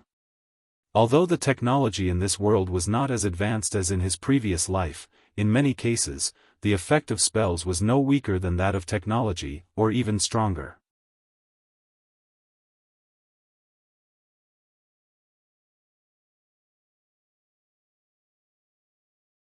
It took about 5 tons of petals to extract 2 pounds of rose essential oil. It was easy to imagine why those high-grade perfume from galls were so expensive. Just a 50 milliliters bottle of perfume could be sold for a few thousand yuan. Northern Citadel didn't have a large area for roses, but there were a lot of flower fields in the secret territory. The largest one was the purple tulips. When Su Len discovered the secret territory, there were already a lot of purple tulips here. Even now, these magic tulips were still flourishing. Aside from the purple tulips, there were also magic mandala flowers, purple lingling flowers, and many other magic plants. Apart from a few petals that could be used as magic materials, most of these magic plants didn't have any other uses.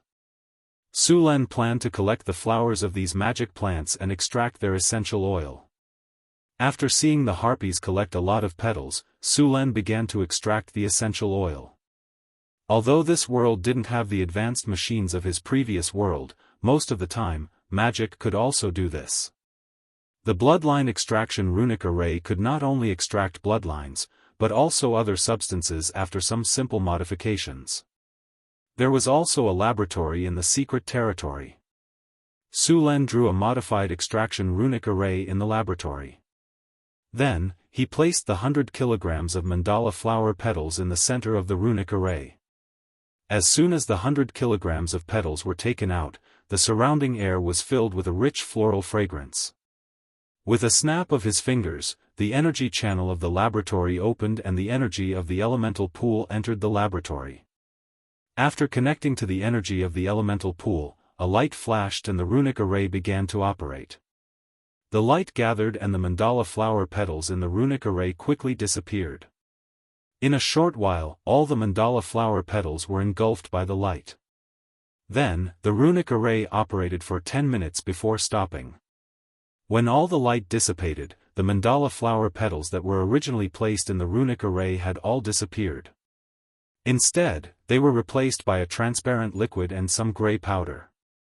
The liquid was the mandala flower's essential oil. As for the powder, it was the waste of the essential oil extraction. After a snap of his fingers, Su Len took out a crystal bottle and stored the mandala flower's essential oil. Compared to the amount of essential oil produced by the petals in his previous world, the amount of essential oil produced by the magic mandala flower was obviously higher. 100 kilograms of mandala flower petals produced a total of 200 milliliters of essential oil. The essential oil was transparent with a tinge of yellowish brown. The fragrance of the essential oil was very strong. Su Len let the system appraise it and checked its attributes. Mandala flower essential oil, the essential oil extracted from the magic mandala flower. It has a strong fragrance and can restore mental strength, detoxify, excite, and restore youth. Note: it needs to be diluted before use. After successfully extracting the mandala flower essential oil, Su Len started to mix the perfume. The various spices in the northern city had already been prepared. Su Len chose a few of them to mix. To be honest, this kind of work didn't suit him. However, he hadn't found a suitable candidate, so Su Len could only make do for now. After dissolving the various spices with alcohol, he added a small amount of water. Finally, he added the mandala flower essential oil in a 10:1 ratio. After mixing evenly, a bottle of perfume was completed. Magical perfume, unnamed, a special perfume made from datura flower essence and other essences. The fragrance lasts for a long time. It has the effect of recovering MP, detoxifying, delaying aging, and restoring youth. Fragrance plus 20, stamina recovery plus 8, poison removal plus 10, charm plus 10, delaying aging plus 12, charm plus 20. Note: the perfume effect lasts for 7 days. Can be used 1010 times. After using the perfume, when casting charm or other spells on others, magic power plus 10. This perfume effect is not bad. Su Len was a little surprised after seeing the effect. This perfume effect was surprisingly good. Not only did it have the effect of a perfume, but it also had the effect of slowing aging, charm, and detoxifying. After using this perfume, one's body would be buffed with a layer of buff. Su Len named this bottle of magic perfume Fatal Temptation. He then stored it in a natural purple magic crystal. Next, Su Len started to make the magic perfume again. After all, he had a lot of wives and 2 little maids. One bottle of perfume was not enough. Other than Chris, Hathaway, Alex, Phyllis, Angela, and the 2 little maids, Karina and Grace would definitely need the perfume too. In this way, Su Len would have to make at least 8 bottles of magic perfume. The good thing was that all the ingredients were prepared. As long as he followed the steps, he could easily make the perfume. However, Su Len did not want to make a perfume like Fatal Temptation, so he made some simple adjustments while making the perfume. Soon, the second bottle of magic potion was made. Su Len opened the system to identify it.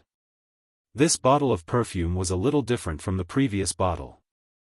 This bottle of perfume had the same effect as the previous one, but the values were a little different.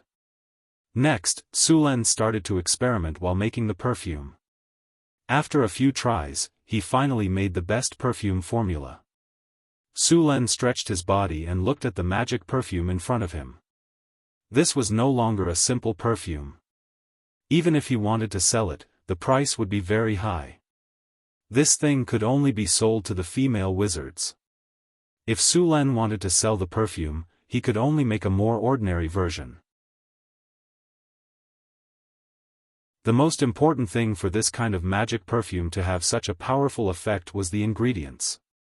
As long as he replaced the magical plants and flowers with ordinary plants and flowers, it would be fine. Next, Su Len used the same method to make a bottle of perfume with ordinary ingredients. Perfume, unnamed, a perfume made with datura flower essential oil and some other essences. The fragrance lasts for a long time, fragrance overflow +15, charm +15, aphrodisiac +5. Note, the effect lasts for 3 days. Number of uses, 10/10. After seeing the attributes of the perfume, Su Len nodded in satisfaction. Although this perfume was not as good as the magic perfume, it was much better than the rose dew from the kingdom of Caloranza. He believed that as long as the noble ladies had used this perfume, they would not let it go. Su Len planned to sell this perfume. As for the magic perfume, he did not plan to sell it for the time being. However, after he decided to make the perfume, he would have to open up some flower fields in the northern city. There was a lot of fertile land outside the northern city. It would be a waste to use it to grow flowers. After some consideration, Su Len decided to open up a flower field near the Mirror Lake City. There was also a lot of land in the Mirror Lake City, but without the buff of the harvest altar, it was just right to grow flowers. After making the decision, Su Len ordered the refugees to open up 3,000 mu of land near the Mirror Lake City to grow flowers. Su Len purposely picked the plants, including roses, lavender, datura flowers, tulips, and more than a dozen other plants. These flowers were the most popular ones.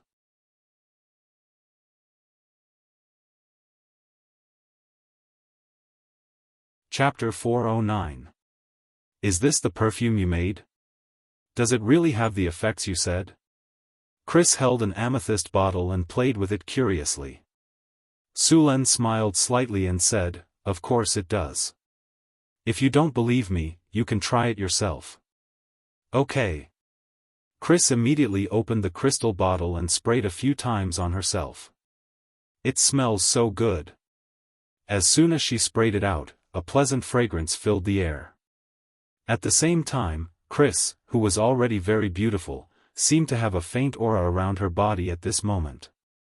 She became even more beautiful and looked charming. Even Su Len, who was used to seeing beauties, was a little dazed after seeing Chris's current appearance. After a few seconds, Su Len reacted.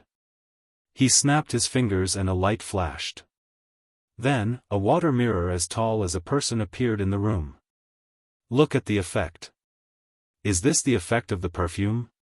Chris looked at her figure in the water mirror and said in surprise. Of course. Sulen smiled slightly. Chris's figure instantly wrapped around Sulen like a beautiful snake. Then, she said with a charming face, Master, do you have any more of this perfume? Give it all to me, okay? As she spoke, she secretly touched Sulen's lower body with her small hand. You are provoking a war. Don't beg for mercy when the time comes. Sulen raised his eyebrows and said. Humph, who's afraid of who? I will make you surrender tonight. Hearing Sulen's words, the little succubus said stubbornly, but the movement of her hands stopped. Although the little succubus's combat power was the best among the few girls, she was still defeated when facing Sulen alone. This proud little succubus who liked to train her subordinates was a little guilty, but she didn't want to give up on the magic perfume. She said weakly, Please, Master. As she spoke, the little succubus said with a righteous expression, And these perfume are the best for me to use. Besides, Master is the one who enjoys it in the end. Humph. Master, how about I help you deal with Hathaway? We succubi have a lot of skills that you haven't tried yet. Okay, I'll give you another bottle of perfume. Looking at the little succubus in front of him, Sulen held his forehead. You sold Hathaway for a bottle of perfume. You are really arrogant. If Hathaway finds out, she will hang you up and spank your little butt. Sulen shook his head and gave her another bottle of the magic perfume. In fact, it was easy for the little succubus who was good at talking to deal with Hathaway. Thank you, Master. The little succubus quickly snatched the bottle of perfume and glanced at Sulen with satisfaction. She turned into a puff of smoke and disappeared. Sulen shook his head and went to find the others with the rest of the perfume. They were all pleasantly surprised after using the great magic perfume Sulen gave them. They were very satisfied with Sulen's gift. Hathaway even pestered Sulen for the method of making the magic perfume. She wanted to try making some herself. The construction of the Martyr's Palace in northern Battlefront City was progressing very quickly. Due to the abundant manpower and equipment in northern Battlefront City, the difficulty of the construction had decreased by a lot. They could even ask for help from Lorraine and Andre if they needed to solve some difficult problems. The construction of the Martyr's Palace changed every day. According to the current progress of the project, it would only take a month or two to complete the magnificent Martyr's Palace. After patrolling the entire city, Sulen left with 2 squads of soldiers. The one in charge was the commander of the sniper battalion, Kane.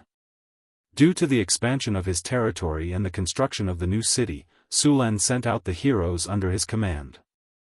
In order to ensure the safety of the new city, Sulen sent Boulder and Johnson over. With the 2 of them there, even a legendary enemy wouldn't be able to withstand the attacks of 2 barbarians who had activated deity descent. Sulen was now a Grand Duke. When he went out, he had the corresponding etiquette and guards. He couldn't go out alone. He didn't want to expose himself when he went to the Desert Kingdom to search for ruins, so he didn't bring anyone with him. Now that he was in his own territory, he couldn't do that. After leaving Northtown City, the group headed straight for Mirror Lake City. The road between Northtown City and Mirror Lake City was only slightly repaired.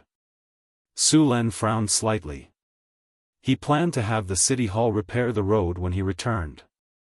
He planned to connect Mirror Lake City, New City, and Centaur City with roads starting from Northern Town City. The roads would be 4 meters wide, and all of them would have to be paved with stones or stone slabs. This way, even if it rained, the roads wouldn't become muddy and difficult to walk on. The construction of the roads in Northwind Duchy was a huge project. It would take a lot of time to complete. As Northwind Duchy grew stronger, so would his territory. The construction of new cities and roads would continue. This project might be even larger than the construction of North Town. According to Su Luan's requirements, a 4-meter-wide roadside needed to be paved with stones or slates, and open space on both sides of the road needed to be cleared. In this era, it was equivalent to the highway in his previous life. This kind of project required a lot of manpower and funds. Currently, Beifeng Principality was using refugees and slaves. Now, they only needed to pay some food and points. However, 3 years later, the slaves and refugees would regain their freedom and become citizens of Beifeng Principality. At that time, it would cost even more money to hire them again. After building the roads, Su Lan was very clear about the cost. It was cheaper in the city, but in the wilderness, the further away from the city, the higher the cost. The cost of building a 1-kilometer-long road was already over 20,000 gold. This was because Northwind Duchy didn't need to buy many resources. It was no wonder that the lords weren't willing to spend money to build roads. Even if they wanted to build roads, they only needed to clear the weeds and fill in the roads. As for hardening the roads, only Su Lan would do that. Mirror Lake City was 50 kilometers away from Northtown City. Su Lan and his army arrived in the morning. In fact, if he let the Pegasus run, it would take less than 10 minutes to reach the city. However, although the horses the others were riding were also high-quality military horses, they were still worlds apart from the Pegasus. When they arrived at Mirror Lake City, the Pegasus snorted unhappily. It was clearly unhappy that Su Lan didn't let it run at full speed. Su Lan patted the Pegasus' head to calm it down. Then, under the guidance of Occam, the city lord of Mirror Lake City, they entered the city. Mirror Lake City was much smaller than Northtown City. According to the plan, the city's permanent population was set at 50,000. However, there were only 20,000 people in the city right now. The group quickly arrived at the city lord's mansion. The mansion wasn't big, and there were many places that hadn't been completed yet. Su Lan sat down in the main hall. "Master, welcome to Mirror Lake City," Occam said respectfully. Su Lan leaned back in his chair. The chair he was sitting on was covered in beautiful winter wolf fur. It was very soft. Mirror Lake City has been developing well recently. It's all because of your leadership. No need to flatter me. Su Lan glanced at him. You did this. If you didn't kill that legendary water spirit, Mirror Lake City wouldn't be able to develop. It's all because of you, Occam said firmly. Su Lan shook his head and didn't continue the topic. Are there any other monsters around Mirror Lake City? My lord, ever since you killed the water demon last time, there have been no more powerful demonic beasts here. The ones with average strength have been taken care of by us. However, there are still some kobolds, goblins, and gnolls. Their numbers have been greatly reduced after our Mirror Lake City's army wiped them out. For this reason, we have an additional 2,000 slaves. Good job, Su Lan nodded and continued. We can't let down our guard around the city. Let the city guards clean up the area regularly to prevent those monsters from destroying the farms. I came to Mirror Lake City to see how much land has been reclaimed. How much land has been reclaimed in Mirror Lake City? Mirror Lake City has reclaimed 14,000 acres of land. 10,000 acres have been planted with potatoes and wheat. The remaining 4,000 acres have just been reclaimed and haven't been planted yet, Occam said after thinking for a moment. Su Lan nodded and didn't say anything. The data was the same as what was on his system panel. Don't plant the 4,000 acres of land yet. I have a use for it, Su Lan said. Understood. I'll tell them not to plant it. Occam nodded and hesitated. Master, what do you plan to plant? Plant flowers. Su Lan said calmly. Flowers? Occam frowned after hearing Su Lan's words. The other officials in Mirror Lake City were also surprised. However, this was Su Lan's decision and they could only follow it. You don't think it's possible? Su Lan took a sip of tea and said. I'm sorry, master. I don't understand why you want to plant flowers. Mirror Lake City can't be self-sufficient with food. Occam said. Su Len nodded. He was satisfied with Occam's attitude. He took out a crystal bottle and placed it on the table. This is the newest product that North Wind Principality has just developed. It's called perfume. It has the same effect as the rose dew from Colorama Kingdom. This perfume is very popular on the continent. To produce it, we need a lot of flowers. That's why I'm planning to plant flowers in Mirror Lake City. Thank you for your explanation, Master, Occam said respectfully. The production of perfume requires a lot of flowers. This will be another important product in Northtown City. Next, I will send you more men and more food.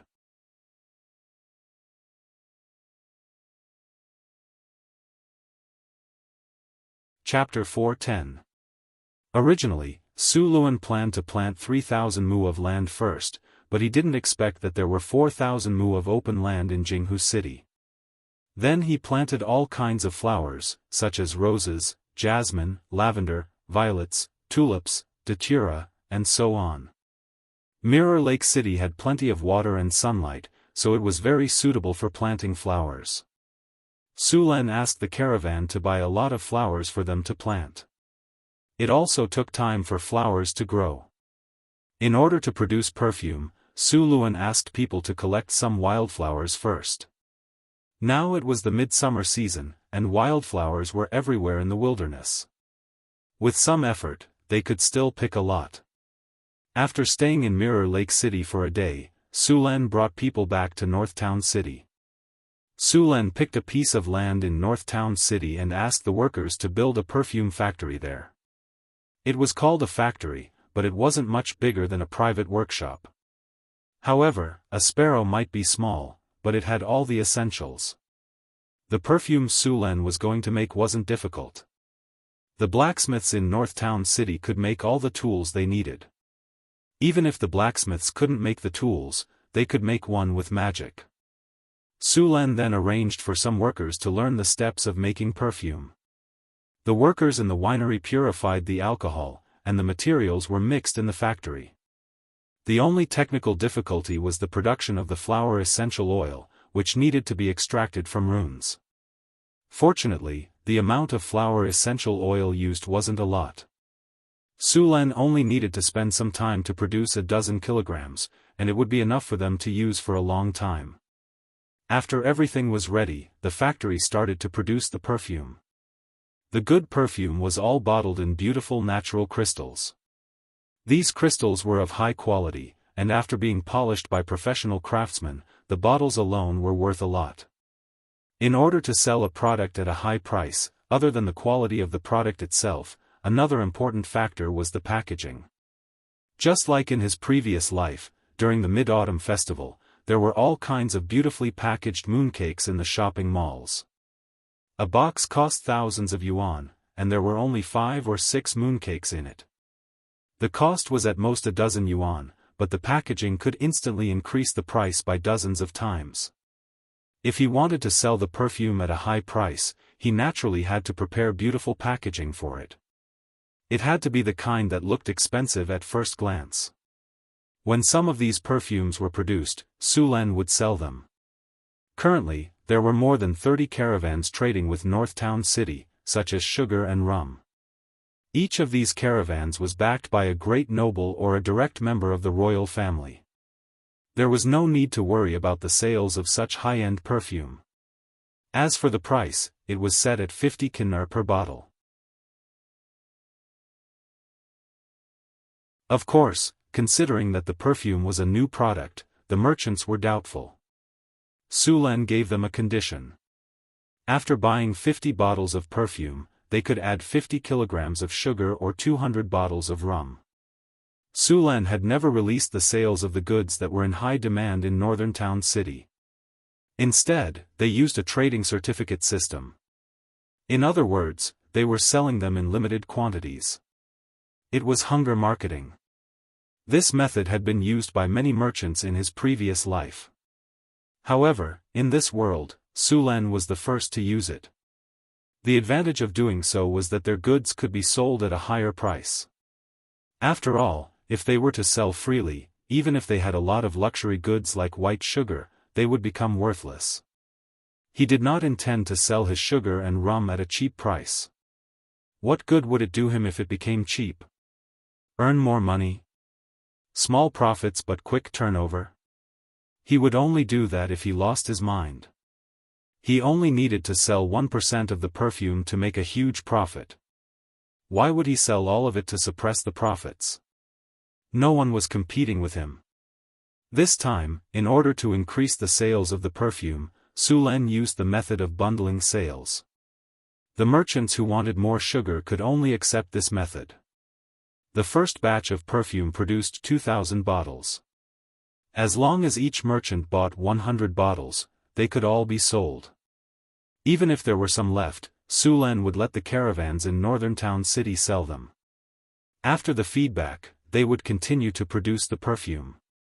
Even if they only sold 2,000 bottles of perfume per month, according to the price of 50 kinar, they could still bring in 100,000 kinar per month.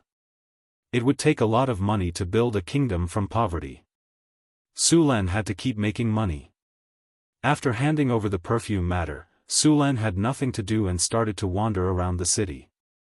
Because of the large number of adventurers who came to northern town city, these adventurers would often go to the wilderness to search for treasures. Therefore, there was a special market here. Occasionally, there would be some good stuff for sale. Su Len planned to try his luck at this market. Maybe he could find something useful. Since it was in the city, Su Len did not bring any guards with him. He went alone. This market used to be called the Black Market. It was located on the street next to the mission hall. Even the Black Market was under the supervision of Northern Town City. When Su Len arrived, there were still many people in the Black Market. There were stalls on both sides of the street. All kinds of strange items were piled up messily on the stalls. Some were materials from ferocious beasts, some were unknown things found in ancient ruins, and some were materials from magical plants or magical beasts. Of course, in addition to these, there were also some unscrupulous merchants selling all kinds of fake goods. For example, some merchants held a few pieces of metal and insisted that they were fragments of divine items. Some of them dug up porcelain jars from ancient ruins and insisted that they were magical equipment made by wizards. Some of them were even more ridiculous. They held some obsidian or polished bones and said that they were enchanted by wizards or shamans. They could protect themselves and drive away evil spirits. Su Len saw a guy like that in front of him who kept on recommending. This guy was not tall, less than 1.7 meters, but his body was very fat. His face was cunning, and he looked like a profiteer. If he was not a profiteer, it would be a pity for him to look like one. Hey, look at you. You're going on an adventure, aren't you? Don't go. I'm a proper merchant. I have a lot of things you need in the wilderness. Are you sure you don't want to take a look? Su Len did not want to talk to him. He was about to take a detour. However, the fat man was not discouraged. He turned around and continued to promote. You must be a new adventurer. The wilderness is not a safe place. You'll be at a disadvantage if you rush in like this. I have amulets here. They're enchanted by wizards and can drive away the undead.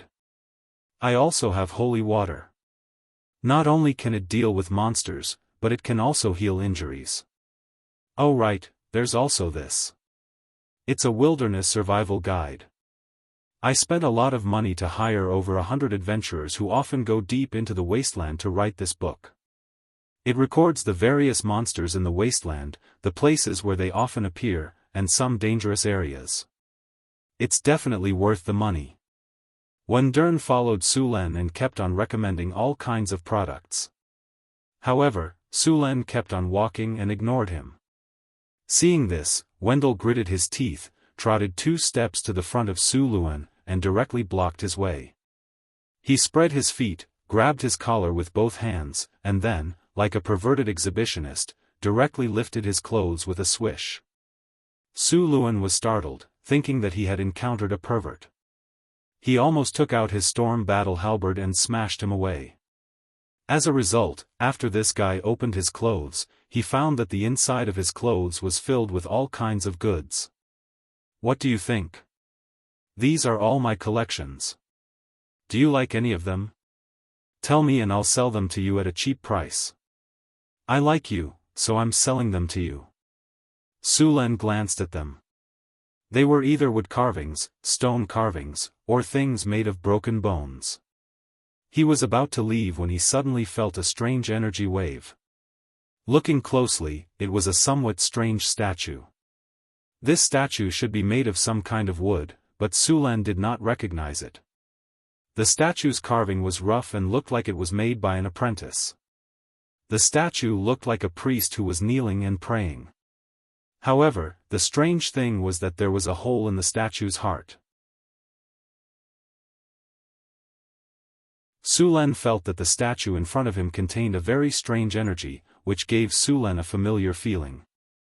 You like this prayer amulet? You have a good eye. After Wundern noticed Sullen's gaze, his eyes lit up and he immediately took off the statue amulet. I asked a master to carve this prayer amulet, and then I took it to a senior priest of the Church of Light to bless it with divine spells. The effect is very strong.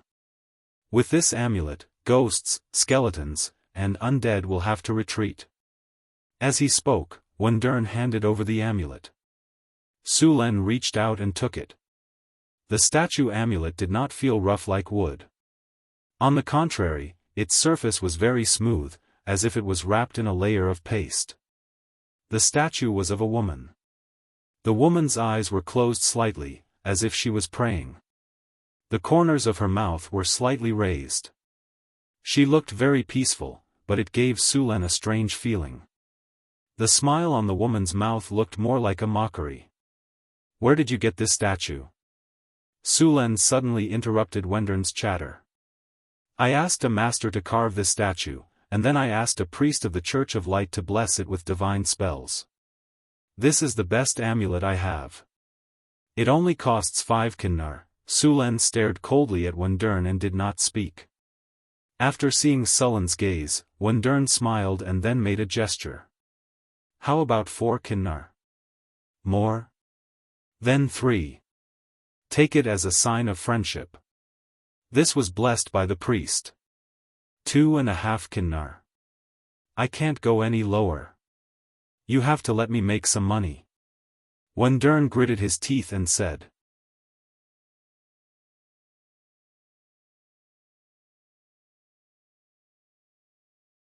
Chapter 411. Su Len threw him 3 kinnar and then asked, Tell me where you got this statue. Wundern quickly used the kinnar, and even the rogue couldn't keep up with his speed. Then he put it in his mouth and bit it with his black and yellow teeth. You really have good taste. This amulet of mine is from, don't say that again, or I'll let the city guard send you to prison. Seeing that he was about to speak, Su Len reminded him coldly.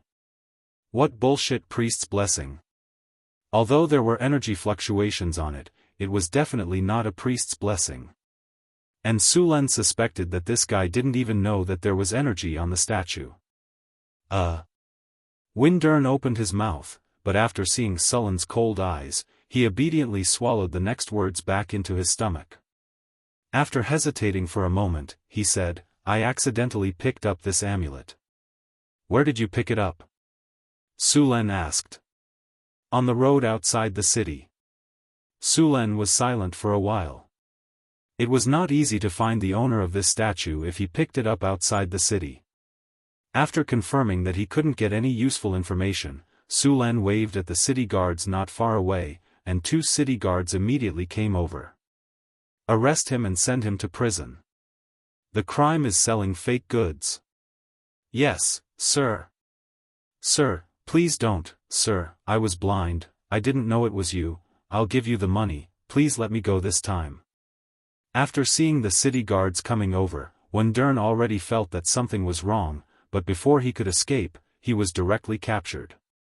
Su Len waved his hand and motioned to take him away.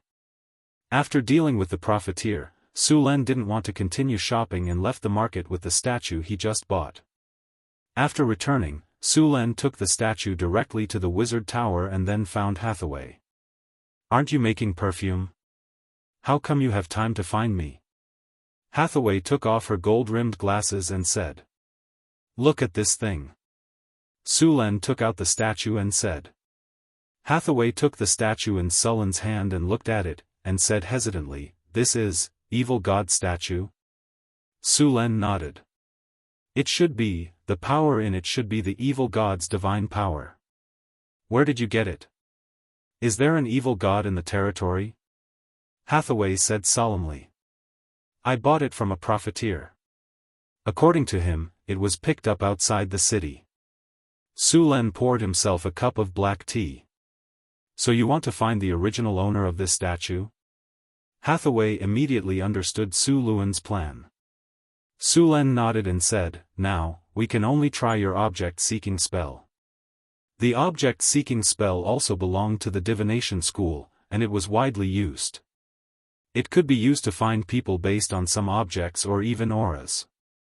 Of course, this spell could only find the general location, and if the other party was also proficient in divination spells, it was likely to be detected and even interfered with.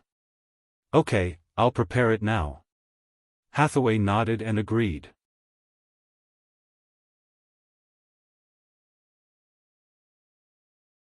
Only with the cooperation of these believers or summoners could they come to the main material plane. This was a kind of self-protection of the main material plane. They should be grateful for this kind of protection. Otherwise, the main material plane would have become a battlefield long ago. Demons and devils were very eager for the many souls in the main material plane. They wanted to enter the main material plane all the time, and it was obvious that the evil god was the same. "I should know this evil god," Su Len said as he played with the statue in his hand. "You know it?" Hathaway was a little surprised. "Of course. What do you think is special about this statue?" Su Len pointed at the statue and said. Hathaway observed it carefully and said, "The heart. There's a hole in the statue's heart. Yes, this statue is very likely that old friend of mine, the Heartless." Su Len smiled. The cultists he had annihilated last time were the cultists of the Heartless. After he discovered that the cultists were causing trouble in northern Garrison City, he directly dealt with them all. Even the cultists' avatar that the Heartless had sent down at that time had been destroyed by Su Luen. Not only did it leave him with a lot of experience, but it also gave him divinity. Back then, the evil god had unwillingly left an evil god mark on Su Len. Clearly, this time, it was very likely that it had sent this statue near North Town City because of the evil god mark. "What do you plan to do with this?" Hathaway asked. Su Len smiled mysteriously. "I have my ways." He snapped his fingers lightly, picked up the evil god statue, and left the wizard tower. Su Len already had an idea about the use of this evil god statue. He was prepared to help this evil god establish a heartless church and let those people believe in him. Of course, this wasn't because Su Len was crazy. He was planning to raise pigs. Since the Heartless was preparing to recruit believers, harvest faith, and souls, Su Len would help him grow. After growing to a certain extent, he could summon the evil god clone of the Heartless. An evil god clone was a good thing. Killing such a clone would not only give a lot of experience, but more importantly, divinity. The evil god clone contained divinity, which was something that could be desired but not sought. Under normal circumstances, it was very difficult to obtain divinity. In the material plane, there were too few creatures with divinity, and these creatures were very powerful. It was not easy to find these creatures with divinity. Many of them had powerful allies, such as unicorns. Unicorns lived in the elf forest and were protected by the elves. Now that Su Len had discovered the evil god clone, he naturally planned to give it a try. Of course, Su Len had never heard of anyone providing believers for the evil god. This method was very dangerous. The evil god was a very powerful creature. Once this happened, it would be easy to fail. The evil god clone was not stupid. Su Len had to be careful. The evil god clone was not weak. It would not be easy to kill it and steal its divinity. After thinking for a while, Su Len went to the place where the slaves were kept in northern town city. Most of the Guan Yudong here were goblins, kobolds, gnolls, and some orcs. Su Len was not that cold-blooded to let other humans become believers of the evil god. Plus, northern town city was severely underpopulated. He would not send people to their deaths. So, he planned to use goblins, kobolds, and gnolls as believers of the evil god. As for whether the evil god had any objections, it was not within Su Len's consideration.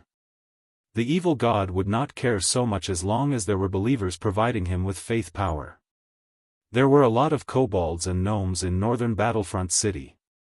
There were around 50 to 60,000 of them. Selecting a few hundred of them to become believers of the evil god and provide energy for the evil god was a piece of cake. It could be done easily. Su Luen selected some kobolds and goblins, a total of 500 people. Then he locked these goblins and kobolds together with the evil god statue. According to the evil god statue's ability, these people would be influenced by it in a few days and finally become believers of the evil god, providing the evil god with the power of faith. You're tuning in to the Unparalleled SwordWill YouTube channel. Don't forget to subscribe and join us on this journey to catch the most captivating stories.